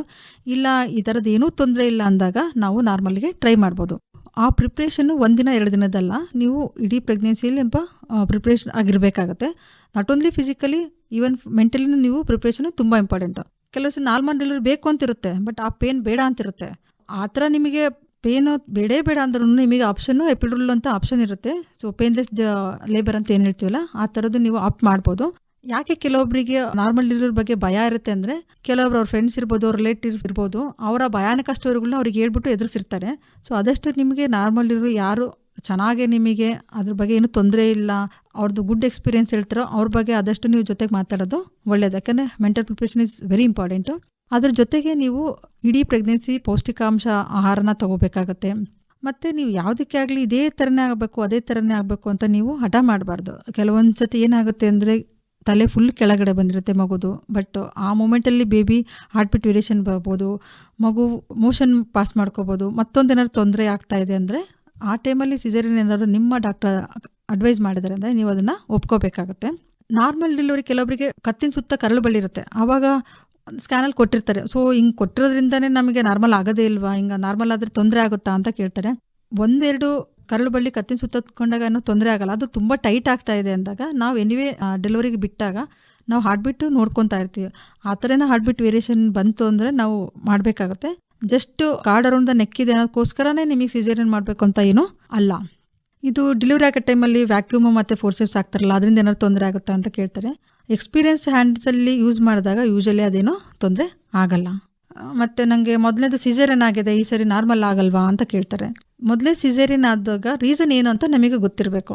ಕೆಲವೊಂದು ಕಂಡೀಷನ್ ಹೇಗೆ ಅಂತಂದರೆ, ಅದನ್ನು ಪೆಲ್ವಿಸ್ ಅಂತ ಹೇಳ್ತೀವಲ್ಲ ಆ ಜಾಗ ತುಂಬ ಚಿಕ್ಕದಿದೆ, ನಾರ್ಮಲ್ ಆಗೋದೇ ಇಲ್ಲ ಅನ್ನೋ ಕಂಡೀಷನ್ಗೆ ನಾರ್ಮಲ್ ಟ್ರೈ ಮಾಡೋದಕ್ಕೆ ಕಷ್ಟ ಆಗುತ್ತೆ. ಫಾರ್ ಎಕ್ಸಾಂಪಲ್ ಬೇಬಿ ಉಲ್ಟಾ ಇದೆ ಅಂತ ಸಿಸೇರಿಯನ್ ಆಗಿರ್ಬೋದು, ಇಲ್ಲ ಮಗು ಮೋಷನ್ ಪಾಸ್ ಮಾಡ್ಕೊಂಡಿದೆ ಅನ್ನೋ ಕಂಡೀಷನ್ನು, ಬೇರೆ ಕಂಡೀಷನ್ಗೆ ಏನಾದ್ರು ಸಿಸೇರಿಯನ್ ಆಗಿದ್ರೆ ಟ್ರೈ ಮಾಡ್ಬೋದು. ಅದಕ್ಕೆ ನಾವು ಏನಂತೀವಿ, trial of labour after caesarean ಅಂತ ಹೇಳ್ತೀವಿ. ದಟ್ ಈಸ್ ಟ್ರಯಲ್ ಅಂದರೆ ನಾವು ಟ್ರೈ ಮಾಡ್ತೀವಿ ಅಂತ ಹೊರತು ಅದೇ ಆಗುತ್ತೆ ಅಂತಲ್ಲ. ಈಗ ಏನಾಗುತ್ತೆ ಅಂದರೆ ಈ ಥರ ಟ್ರೈ ಮಾಡಿದಾಗ ತಾಯಿದು ಅಥವಾ ಮಗುದು ಹಾರ್ಟ್ ಬೀಟ್ ಏನಾದ್ರು ವೇರಿಯೇಷನ್ ಬಂತು, ಮತ್ತೊಂದು ತೊಂದರೆ ಆಯಿತು ಅಂತಂದರೆ, ಇಲ್ಲ ಕೆಲವೊಂದು ಸತಿ ಗರ್ಭಕೋಶನೇ ಹೊಡ್ಕೊಂಡು ಹೋಗೋ ಚಾನ್ಸಸ್ ಇರುತ್ತೆ. ಸೊ ಆ ಥರ ಏನೋ ತೊಂದರೆ ಆಯಿತು ಅಂದರೆ ನಾವು ಇಮಿಡಿಯೇಟಾಗಿ ಸಿಸೇರಿಯನ್ ಮಾಡೋ ಸಿಚುವೇಶನ್ ಬರುತ್ತೆ. ಸೊ ಹಾಗಾಗಿ ನೀವು ಮೊದಲೇದು ಸಿಸೇರಿಯನ್ ಆಗಿದೆ ಅಂದಾಗ ನೆಕ್ಸ್ಟು ನಾರ್ಮಲಿಗೆ ಟ್ರೈ ಮಾಡ್ತೀರಾ ಅಂತಂದರೆ ನೀವು ವೆಲ್ ಎಕ್ವಿಪ್ಡ್ ಹಾಸ್ಪಿಟಲ್ಸಲ್ಲಿ ನೀವು ಪ್ಲಾನ್ ಮಾಡೋದು ಆಲ್ವೇಸ್ ಬೆಟರು. ಯಾಕ್ ಸವಿತಾ ಸಪ್ಗಿದೆಯಲ್ಲೇ? ನಮ್ಮ ಯಜಮಾನ್ರು ರಾತ್ರಿ ಇಡೀ ನಿದ್ದೆನೆ ಮಾಡಿಲ್ಲ. ಹೊಟ್ಟೆ ನೋವು ಅಂತ ಮುದ್ದಾಡ್ತಿದ್ರು. ಮೂತ್ರಪಿಂಡದಲ್ಲಿ ಕಲ್ಲಿದೆ, ಆಪರೇಷನ್ ಮಾಡ್ಬೇಕು ಅಂತ ಹೇಳಿದ್ದಾರೆ. ಟೆನ್ಷನ್ ಮಾಡ್ಕೋಬೇಡ, ನಮ್ಮ ಮಾವನವ್ರಿಗೂ ಇದೇ ತರ ಆಗಿತ್ತು. ನಮ್ ಸಂಬಂಧಿಕರೊಬ್ರು ಶಿವಮೊಗ್ಗದ ಸರ್ಜಿ ಆಸ್ಪತ್ರೆ ಬಗ್ಗೆ ಹೇಳಿದ್ರು. ಸರ್ಜಿ ಆಸ್ಪತ್ರೆಗೆ ಕರ್ಕೊಂಡ್ ಹೋದ್ವಿ. ಅದೊಂದು ಅತ್ಯಾಧುನಿಕ ತಂತ್ರಜ್ಞಾನಗಳನ್ನ ಒಳಗೊಂಡ ಸುಸಜ್ಜಿತವಾದ ಆಸ್ಪತ್ರೆ. ನಿಜಕ್ಕೂ ಇವತ್ತಿನ ಕಾಲಕ್ಕೆ ಹೋಲಿಸಿದ್ರೆ ಅತ್ಯಂತ ಕಡಿಮೆ ದರದಲ್ಲಿ ಶಸ್ತ್ರಚಿಕಿತ್ಸೆ ಮಾಡಿ ಗುಣಮುಖ ಮಾಡಿದ್ರು. ಈಗ ನಮ್ಮ ಮಾವ ಆರಾಮಾಗಿದ್ದಾರೆ. ಥ್ಯಾಂಕ್ಸ್ ಕಣೆ ಮಮತಾ. ಇಂದೇ ಭೇಟಿ ಕೊಡಿ ಸರ್ಜಿ ಸೂಪರ್ ಸ್ಪೆಷಾಲಿಟಿ ಆಸ್ಪತ್ರೆ, ರಾಘವೇಂದ್ರ ಸ್ವಾಮಿ ಮಠದ ಹತ್ತಿರ, ಶಿವಮೊಗ್ಗ. ಹೆಲ್ತ್ ಹಿಟ್ಸ್ ಆರೋಗ್ಯ ಸೂತ್ರ ಕಾರ್ಯಕ್ರಮ ಕೇಳಿದಿರಿ. ಈ ಕಾರ್ಯಕ್ರಮದ ಪ್ರಾಯೋಜಕರು ಸರ್ಜಿ ಆಸ್ಪತ್ರೆ, ಶಿವಮೊಗ್ಗ. ಆಕಾಶವಾಣಿ ಭದ್ರಾವತಿ. ಹೆಲ್ತ್ ಹಿಟ್ಸ್ ಆರೋಗ್ಯ ಸೂತ್ರ ಕಾರ್ಯಕ್ರಮ. ಈ ಕಾರ್ಯಕ್ರಮದ ಪ್ರಾಯೋಜಕರು ಸರ್ಜಿ ಆಸ್ಪತ್ರೆ, ಶಿವಮೊಗ್ಗ. ಪ್ರಿಯ ಶ್ರೋತೃಗಳೇ, ನಾನು ನಿಮ್ಮ doctor Drakshayani, senior gynaecologist and obstetrician, Sarji hospital, Shivamogga. ನಾನಿವತ್ತು ಪೀರಿಯಡ್ಸ್ ಪ್ರಾಬ್ಲಮ್ ಬಗ್ಗೆ ಮಾತಾಡ್ತೀನಿ. ಸೊ ಪೀರಿಯಡ್ಸ್ ಅಲ್ಲಿ ಏನು ಪ್ರಾಬ್ಲಮ್, ಅಬ್ನಾರ್ಮಲ್ ಅಂತ ಗೊತ್ತಾಗಬೇಕಾದ್ರೆ ಫಸ್ಟ್ ನಿಮಗೆ ಅದು ನಾರ್ಮಲ್ ಅಂದ್ರೆ ಏನು ಅಂತ ಗೊತ್ತಿರಬೇಕು. ಏನಂದ್ರೆ ಪೀರಿಯಡ್ಸಾ ತಿಂಗಳಿಗೆ ಒಂದ್ಸತಿ ಆಗುತ್ತೆ. ತಿಂಗಳು ಅಂದ್ರೆ ಏನು, ಕೆಲವರಿಗೆ 28 ದಿನಕ್ಕೆ 1 ತಿಂಗಳು, ಕೆಲವರು 30-35 ದಿನ ಆದ್ರೂ 1 ತಿಂಗಳು, ಕೆಲವರು ನನಗಿಲ್ಲ ತಿಂಗಳಿಗೆ 2 ಸರಿ ಆಯ್ತು ಅಂತ ಹೇಳ್ತಾರೆ. ಯಾಕೆ ಅಂತ ಕೇಳಿದ್ರೆ, ನವಂಬರ್ 1 ನವಂಬರ್ 30 ತಿಂಗಳಿಗೆ 2 ಸರಿ ಆದ ಲೆಕ್ಕ ಆಗಲ್ಲ. ಸೊ ಪೀರಿಯಡ್ಸು 24 to 35 ಡೇಸ್ ಮಧ್ಯದಲ್ಲಿ ಆಯಿತು ಅಂತಂದರೆ ಅದು ನಾರ್ಮಲು. 24 ಡೇಸ್ಗಿಂತ ಮುಂಚೆ ಆಗ್ತಾ ಇದೆ, 35 ಡೇಸ್ಗಿಂತ ಲೇಟ್ ಆಗ್ತಾ ಇದೆ, ಅದು ಪದೇ ಪದೇ ಈ ಥರ ಇರ್ರೆಗ್ಯುಲರ್ ಆಗ್ತಾ ಇದೆ ಅಂದರೆ ನೀವು ಕನ್ಸಲ್ಟ್ ಮಾಡಬೇಕಾಗುತ್ತೆ. ಕೆಲವೊಂದು ಸರಿ ಅಂದರೆ ಸಿಂಪಲ್ ಥಿಂಗ್ಸ್ಗೂ ನಿಮಗೆ ಪೀರಿಯಡ್ಸು ಡಿಲೇ ಆಗ್ಬೋದು, ಸ್ಟ್ರೆಸ್ ಆಗ್ಬೋದು, ಎಕ್ಸಾಮ್ ಇರ್ಬೋದು. ಸೊ ಏನೇ ಇದಾದ್ರೂ ನಿಮಗೆ ಪೀರಿಯಡ್ಸು ಲೇಟ್ ಆಗೋ ಚಾನ್ಸಸ್ ಇರುತ್ತೆ. ಮತ್ತು ಥೈರಾಯ್ಡ್ ಪ್ರಾಬ್ಲಮ್ ಇದ್ದರೆ ನಿಮ್ಗೆ ಪೀರಿಯಡ್ಸ್ ಇರೆಗ್ಯುಲರ್ ಆಗ್ಬೋದು, ಒಬೇಸಿಟಿ ಆದಾಗ, PCOD ಇದ್ದಾಗ. ಸೊ ಈಗ ಸುಮಾರು ಕಾಸಸ್ಗೆ ನಿಮಗೆ ಪೀರಿಯಡ್ಸು ಇರೆಗ್ಯುಲರ್ ಇರ್ಬೋದು. ಒಂದು ತಿಂಗು ನೀವೆಲ್ಲ ಅಂಡರ್ಲೈನ್ ಮಾಡ್ಕೋಬೇಕು. ರೀಪ್ರೊಡಕ್ಟಿವ್ ಏಜ್ ಗ್ರೂಪಲ್ಲಿ ಪೀರಿಯಡ್ಸು ಲೇಟ್ ಆಯಿತು ಅಂತಂದರೆ ಫಸ್ಟ್ ನಾವು ಯೋಚನೆ ಮಾಡಬೇಕಾಗಿರೋದೆ ಪ್ರೆಗ್ನೆನ್ಸಿ. ಅಂಟಿಲ್ ಅನ್ಲೆಸ್ ಅವರು ಕಾಂಟ್ರಸೆಪ್ಟಿವ್ ಪ್ರಾಪರಾಗಿ ಯೂಸ್ ಮಾಡ್ತಿದ್ರೆ, ಇಲ್ಲ ಮಕ್ಕಳಾಗ್ದಲ್ಲೇ ಆಪ್ರೇಷನ್ ಮಾಡಿದ್ದಾರೆ ಅಂದಾಗ ಮಾತ್ರ ನಾವು ಸಸ್ಪೆಕ್ಟ್ ಮಾಡಲ್ಲ. ಅದರ್ವೈಸು ನಾವು ಫಸ್ಟು ಪ್ರೆಗ್ನೆನ್ಸಿನೇ ಸಸ್ಪೆಕ್ಟ್ ಮಾಡಬೇಕಾಗುತ್ತೆ. ನಿಮ್ಗೆ ಆ ಥರ ಪ್ರೆಗ್ನೆನ್ಸಿ ಡೌಟ್ ಏನಿಲ್ಲ ಅಂತಂದರೆ ಆಲ್ಮೋಸ್ಟ್ 1.5 ಮಂತ್ಸ್ ತನಕ ನೀವು ವೆಯ್ಟ್ ಮಾಡಿ. 1.5 ಮಂತ್ಸ್ ಆದಮೇಲೆ ಪೀರಿಯಡ್ಸ್ ಆಗಿಲ್ಲ ಅಂದರೆ ನೀವು ಡಾಕ್ಟರ್ನ ಕನ್ಸಲ್ಟ್ ಮಾಡಬೇಕಾಗುತ್ತೆ. ಇರ್ರೆಗ್ಯುಲರ್ ಪೀರಿಯಡ್ಸು ಇತ್ತೀಚೆಗೆ ಕಾಮನ್ ಆಗಿ ಯಂಗ್ ವುಮೆನ್ಸಲ್ಲಿ ನಾವು ನೋಡ್ತಾ ಇದ್ವಿ. ಅದಕ್ಕೆ ಮೇನ್ ರೀಸನ್ನೇ PCOD ಅನ್ನೋದು ಆಲ್ಮೋಸ್ಟ್ ಇವಾಗ ಎಲ್ಲರಿಗೂ ಗೊತ್ತಿದೆ. PCODಗೆ ಇಂಥದೇ ಸ್ಪೆಸಿಫಿಕ್ ಮೆಡಿಸಿನ್ ಕೊಟ್ಟರೆ ಸರಿಯಾಗುತ್ತೆ ಅಂತಲ್ಲ. ಮೇನಾಗಿ PCOD ಮಾಡಬೇಕಾಗಿರೋದೇ ನಾವು ಲೈಫ್ ಸ್ಟೈಲ್ ಮಾಡಿಫಿಕೇಶನ್, ಅಂದರೆ ವೆಯ್ಟ್ ರಿಡಕ್ಷನ್. ತುಂಬ ನೀವು ಒಬೇಸ್ ಇದ್ರೆ ವೆಯ್ಟ್ ರಿಡಕ್ಷನ್ ಮಾಡಬೇಕು. ಇಲ್ಲ ಕೆಲವೊಬ್ಬರಿಗೆ ಲೀನ್ PCOS ಅಂತ ಹೇಳ್ತೀವಿ, ತುಂಬ ಸಣ್ಣಗಿದ್ದರಿಗೂ PCOD ಇರುತ್ತೆ. ಸೊ ನಿಮ್ಮ ಲೈಫ್ ಸ್ಟೈಲ್ ಚೇಂಜಸ್ ಮಾಡ್ಕೋಬೇಕು. ಅಂದರೆ ಹೈ ಕ್ಯಾಲೋರಿ ಡಯಟ್ನ ಕಡಿಮೆ ಮಾಡೋದು, ಫಿಸಿಕಲ್ ಆಕ್ಟಿವಿಟಿ ಇರೋದ್ರಿಂದನೂ ಹಾರ್ಮೋನ್ಸ್ ಏನು ಇಂಬ್ಯಾಲೆನ್ಸ್ ಆಗಿರೋದು ಸರಿಯಾಗ್ಬಿಟ್ಟು ನಿಮ್ಮ PCOD ಸಿಂಪ್ಟಮ್ಸ್ ಏನಿರುತ್ತೋ ಅದು ಕರೆಕ್ಟ್ ಆಗುತ್ತೆ. ಫ್ಯೂಚರಲ್ಲಿ PCOD ಪ್ರಾಬ್ಲಮ್ ಇದ್ದಾಗ ಕನ್ಸೀವ್ ಆಗೋಕ್ಕೆ ತೊಂದರೆ ಆಗೋ ಚಾನ್ಸಸ್ಸು ಇರುತ್ತೆ. ಪೀರಿಯಡ್ಸಲ್ಲಿ ಮತ್ತೆ ಥರ ತೊಂದರೆ ಬರುತ್ತೆ ಅಂದರೆ ಬ್ಲೀಡಿಂಗ್ ಜಾಸ್ತಿ ಆಗುತ್ತೆ ಅಂತ, ಕೆಲವೊಬ್ರು ಬ್ಲೀಡಿಂಗ್ ಕಡಿಮೆ ಆಗುತ್ತೆ ಅಂತ. ನಾನು ಅವಾಗಲೇ ಹೇಳ್ದಂಗೆ PCODಲ್ಲಿ ಆನ್ಯುಲೇಟರಿ ಸೈಕಲ್ಸಿಂದನೂ ನಿಮಗೆ ಬ್ಲೀಡಿಂಗು ಕಡಿಮೆ ಆಗ್ಬೋದು. Otherwise thyroid problem, prolactin problem ಇದ್ದಾಗೂ ಪೀರಿಯಡ್ಸ್ ನಿಮಗೆ ಕಡಿಮೆ ಆಗ್ಬೋದು. ಪೀರಿಯಡ್ಸ್ ಜಾಸ್ತಿ ಆಗುತ್ತೆ ಅಂತ ಯಾವಾಗ ಹೇಳ್ತೀವಿ ಅಂದರೆ ತುಂಬ ಗಟ್ಟಿ ಬ್ಲೀಡಿಂಗ್ ಹೋಗ್ತಾ ಇದೆ, ಪದೇ ಪ್ಯಾಡ್ ಚೇಂಜ್ ಮಾಡ್ತಿದ್ದೀವಿ, ಒನ್ಸ್ ಇನ್ನು 2-3 ಅವರ್ಸ್ ಚೇಂಜ್ ಮಾಡ್ತಾ ಇದ್ದೀವಿ. ಈವನ್ ಮೆನ್ಸ್ಟ್ರುಯಲ್ ಕಪ್ ಯೂಸ್ ಮಾಡ್ತಿದ್ರೆ ಅಂದರೆ ಅದನ್ನು ಫ್ರೀಕ್ವೆಂಟಾಗಿ ತೆಗಿತಾ ಇದ್ವಿ. ಕ್ಲಾಟ್ಸ್ ಹೋಗ್ತಾ ಇದೆ, ಮಲಗಿದಾಗ ಬ್ಲಡ್ ಸ್ಪ್ರೆಡ್ ಎಲ್ಲ ಆಗ್ತಾ ಇದೆ, ತುಂಬ ಸುಸ್ತಾಗಿದೆ, ಅಂದರೆ ಬ್ಲಡ್ ಲಾಸ್ ಆಗ್ಬಿಟ್ಟು ತುಂಬ ಅನಿಮಿಕ್ ಎಲ್ಲ ಆಗಿದ್ದೀವಿ ಅಂದಾಗ ನಾವು ತುಂಬ ಬ್ಲೀಡಿಂಗ್ ಜಾಸ್ತಿ ಆಗ್ತಿದೆ ಅಂತ ಕನ್ಸಿಡರ್ ಮಾಡ್ತೀವಿ. ಅದಕ್ಕೆ ನಾವು ರೀಸನ್ ಹುಡುಕ್ಬೇಕು. ಯಾವ ರೀಸನ್ ಅಂತ ನೋಡ್ಕೊಂಡು ಅದಕ್ಕೆ ಟ್ರೀಟ್ಮೆಂಟ್ ಕೊಟ್ಟಾಗ ಅಷ್ಟೇ ಅದಕ್ಕೆ ಸೊಲ್ಯೂಷನ್ ಆಗೋದಿಲ್ಲ. ಬ್ಲೀಡಿಂಗ್ ಜಾಸ್ತಿ ಆಗ್ತಿದೆ, ಬ್ಲೀಡಿಂಗ್ ಕಡಿಮೆ ಹಾಕಿ ಟ್ಯಾಬ್ಲೆಟ್ ತೊಗೊಳ್ಳಿ, ಅದು ಟ್ರೀಟ್ಮೆಂಟ್ ಅಲ್ಲ. ಅದು ಬುಡ ಸಮೇತ ನೀವು ತೆಗಿಲಿಲ್ಲ ಅಂದರೆ ಅದು ಸರಿ ಆಗಲ್ಲ ಪ್ರಾಬ್ಲಮ್ಮು. ಯಾವ್ಯಾವ ರೀಸನಿಂದ ನಿಮಗೆ ಬ್ಲೀಡಿಂಗ್ ಜಾಸ್ತಿ ಆಗ್ಬೋದು ಅಂದರೆ ಎಂಡೋಮೆಟ್ರಿಯಲ್ ಪಾಲಿಪ್ ಅಂತ ಹೇಳ್ತೀವಿ, ಅದರಿಂದ ಆಗ್ಬೋದು. ಕೆಲವೊಂದ್ಸರಿ ಅಡಿನೋಮೈಸಿಸ್ ಅಂದರೆ ಗರ್ಭಕೋಶ ದಪ್ಪ ಆಗಿ ಗರ್ಭಕೋಶದಲ್ಲಿ ಬ್ಲಡ್ ತುಂಬಿಕೊಳ್ಳೋದ್ರಿಂದನೂ ನಿಮಗೆ ಬ್ಲೀಡಿಂಗ್ ಜಾಸ್ತಿಯಾಗಿ ಪೇನ್ ಬರ್ಬೋದು. ಲಿಯೋಮಯಮ್ ಅಂದರೆ ಫೈಬ್ರಾಯ್ಡ್ ಯುಟ್ರಸ್ ಅಂತ ಹೇಳ್ತೀವಿ. ಸೊ ಕೆಲವರಿಗೆ ಏನಾಗುತ್ತೆ ಅಂದರೆ ಫೈಬ್ರಾಯ್ಡ್ ಯುಟ್ರಸ್ ಚಿಕ್ಕದಿರ್ಬೋದು, ದೊಡ್ಡದಿರ್ಬೋದು, ಅದು ಯಾವ ಜಾಗದಲ್ಲಿ ಅನ್ನೋದು ಇಂಪಾರ್ಟೆಂಟ್ ಆಗುತ್ತೆ. ಗರ್ಭಕೋಶದ ಒಳಗೆ ಎಂಡೋಮೆಟ್ರಿಯಲ್ ಲೈನಿಂಗ್ ಅಲ್ಲ ಅಂದರೆ ಸಬ್ಮ್ಯೂಕಸ್ ಫೈಬ್ರಾಯ್ಡ್ ಅಥವಾ ಫೈಬ್ರಾಯ್ಡ್ ಪಾಲಿಪ್ ತರ ಇದ್ದಾಗ ಸ್ವಲ್ಪ ಚಿಕ್ಕದು ಫೈಬ್ರಾಯ್ಡ್ ಇದ್ರೂ ನಿಮಗೆ ಬ್ಲೀಡಿಂಗು ಜಾಸ್ತಿ ಆಗುತ್ತೆ. ಏನಂದ್ರೆ ಬ್ಲೀಡಿಂಗ್ ಜಾಸ್ತಿ ಆಗ್ತಿದೆ ಅಂತ ತಕ್ಷಣ ಆಪರೇಷನ್ ಅಲ್ಲ. ಸೊ ಹಾಗಾಗಿ ಎಲ್ಲದಕ್ಕೂ ಗರ್ಭಕೋಶ ತೆಗೆಸೋದೇ ಒಂದು ಸೊಲ್ಯೂಷನ್ ಅಲ್ಲ. ಕೆಲವೊಂದ್ಸರಿ ಮೆಡಿಕಲ್ ಮ್ಯಾನೇಜ್ಮೆಂಟ್ ಅಂದ್ರೆ OCPNs ಎಲ್ಲ ಓರಲ್ ಕಾಂಟ್ರಸೆಪ್ಟಿವ್ಸ್ ಇಲ್ಲ ಪ್ರೊಜೆಸ್ಟ್ರಾನ್ಸ್ ಆ ಥರನೂ ನೀವು ಯೂಸ್ ಮಾಡ್ಬೋದು. ಇಲ್ಲ ಪ್ರೊಜೆಸ್ಟ್ರಾನ್ ಅಲ್ಲೇ ಇಂಟ್ರಾಯೂಟ್ರಿನ್ ಕಾಂಟ್ರಸೆಪ್ಟಿವ್ಸ್ ಅಂತ ಹೇಳ್ತೀವಿ. ಫಾರ್ ಎಕ್ಸಾಂಪಲ್ ಮಿರೇನಾ, ಇಂಬ್ಲೆ ಅಂತ ಇರುತ್ತೆ, ಅದನ್ನ ನೀವು ಯೂಸ್ ಮಾಡ್ಬೋದು. ಸೊ ನಾವು ಗರ್ಭಕೋಶ ತೆಗಿಲೇಬೇಕಾಗುತ್ತೆ ಅಂದಾಗ ಹೊಟ್ಟೆ ಕೊಯ್ದ್ಬಿಟ್ಟೆ ಆಪರೇಷನ್ ಮಾಡಿಸ್ಕೋಬೇಕು, 3-4 ತಿಂಗಳು ರೆಸ್ಟ್ ತಗೋಬೇಕು, ಆ ಥರ ಎಲ್ಲ ಏನೂ ಇಲ್ಲ. ಲ್ಯಾಪ್ರೋಸ್ಕೋಪಿ ಸರ್ಜರಿ ಮಾಡಿಸ್ಕೋಬಹುದು, ರೋಬೋಟಿಕ್ ಸರ್ಜರಿ ಮಾಡಿಸ್ಕೋಬಹುದು. ಇದರಿಂದ ಏನಂದ್ರೆ ನೀವು ಒಂದಿನ ಹಾಸ್ಪಿಟಲ್ ಆಗಿದ್ದು ಒಂದಿನದಲ್ಲೇ ಡಿಸ್ಚಾರ್ಜ್ ಆಗ್ಬೋದು. ನೀವು ರೆಗ್ಯುಲರ್ ಆಗಿ ಏನು ನಿಮ್ಮ ಮನೆ ಕೆಲಸಗಳೆಲ್ಲ ಮಾಡ್ಕೊಂತೀರೋ ಅವನ್ನೆಲ್ಲ ಮಾಡ್ಕೋಬಹುದು. ಪೀರಿಯಡ್ಸ್ ಟೈಮಲ್ಲಿ ಪೇನ್ ಬರುತ್ತೆ ಅಂತ ಹೇಳ್ತಾರೆ. ಪೇನ್ ಬರೋದು ಕಾಮನ್, ಎಲ್ರಿಗೂ ಬರುತ್ತೆ. ಅದೆಷ್ಟು ಇಂಟೆನ್ಸಿಟಿ ಅನ್ನೋದು ಮ್ಯಾಟ್ರ್ ಆಗುತ್ತೆ. ಕೆಲವೊಂದು ಹೋಮ್ ರೆಮಿಡೀಸು ಅಂದರೆ ಬಿಸಿ ಶಾಖ ಕೊಡ್ಕೊಳ್ಳೋದು, ಕೆಲವೊಂದು ಯೋಗ ಮಾಡೋದ್ರಿಂದನೂ ಪೇನು ಕಡಿಮೆ ಮಾಡ್ಬೋದು. ಟ್ಯಾಬ್ಲೆಟ್ ತಗೊಂಡ್ರೂ ಪೇನ್ ಕಡಿಮೆ ಆಗ್ತಾ ಇಲ್ಲ ಅಂದಾಗ ನೀವು ಸ್ಕ್ಯಾನ್ ಎಲ್ಲ ಮಾಡಿಸ್ಬೇಕಾಗುತ್ತೆ. ಏನ್ ರಾಮಪ್ಪ, ಹೇಗಿದ್ದೀಯಾ? ಚಂದ್ರಣ್ಣ, ಮಂಡಿ ನೋವಿನಿಂದ ಸಾಕಾಗಿ ಹೋಗಿದೆ. 1 ವರ್ಷದ ಹಿಂದೆ ನಾನು ಇಂಥದೇ ಗೋಳು ಅನುಭವಿಸಿದನಪ್ಪ. ನನ್ನ ಮಗನಿಗೆ ಅವ್ರ ಆಫೀಸ್ ನಲ್ಲಿ ಯಾರೋ ಶಿವಮೊಗ್ಗದ ಸರ್ಜಿ ಆಸ್ಪತ್ರೆಗೆ ಕರ್ಕೊಂಡು ಹೋಗಿ ಅಂತ ಹೇಳಿದ್ರಂತೆ. ಅಲ್ಲಿನ ನುರಿತ ವೈದ್ಯರ ತಂಡ, ಸಿಬ್ಬಂದಿಗಳು ಎಷ್ಟು ಚೆನ್ನಾಗಿ ಆರೈಕೆ ಮಾಡಿದ್ರು. ಅತ್ಯಾಧುನಿಕ ತಂತ್ರಜ್ಞಾನಗಳನ್ನೊಳಗೊಂಡ ಮಂಡಿ ನೋವು ಸೇರಿದಂತೆ ಕೀಲು ನೋವು, ಮೂಳೆ ಮುರಿತ, ಸ್ನಾಯು ಸೆಳೆತಕ್ಕೆ ಸಂಬಂಧಿಸಿದ ಎಲ್ಲಾ ಚಿಕಿತ್ಸೆಗಳನ್ನು ಕೈಗೆಟುಕೋ ಬೆಲೆಯಲ್ಲಿ ನೀಡ್ತಾರೆ. ಇನ್ನೊಂದು ವಿಷಯ ರಾಮಪ್ಪ, ಯೋಗ, ಧ್ಯಾನ, ಪ್ರಾಣಾಯಾಮ, ವ್ಯಾಯಾಮ ಹೀಗೆ ಮಾನಸಿಕ ನೆಮ್ಮದಿಗೆ ಬೇಕಾದಂತ ಎಲ್ಲಾ ಆರೋಗ್ಯ ಚಟುವಟಿಕೆಗಳ ಅಭ್ಯಾಸ ಮಾಡಿಸ್ತಾರೆ. ವೃದ್ಧರನ್ನ ಅತ್ಯಂತ ಕಾಳಜಿಯಿಂದ ನೋಡ್ಕೊಳ್ಳೋ ಏಕೈಕ ಆಸ್ಪತ್ರೆ ಅಂದ್ರೆ ಅದು ನಮ್ಮ ಸರ್ಜಿ ಆಸ್ಪತ್ರೆ. ಹೆಲ್ತ್ ಹಿಟ್ಸ್ ಆರೋಗ್ಯ ಸೂತ್ರ ಕಾರ್ಯಕ್ರಮ ಕೇಳಿದಿರಿ. ಈ ಕಾರ್ಯಕ್ರಮದ ಪ್ರಾಯೋಜಕರು ಸರ್ಜಿ ಆಸ್ಪತ್ರೆ, ಶಿವಮೊಗ್ಗ.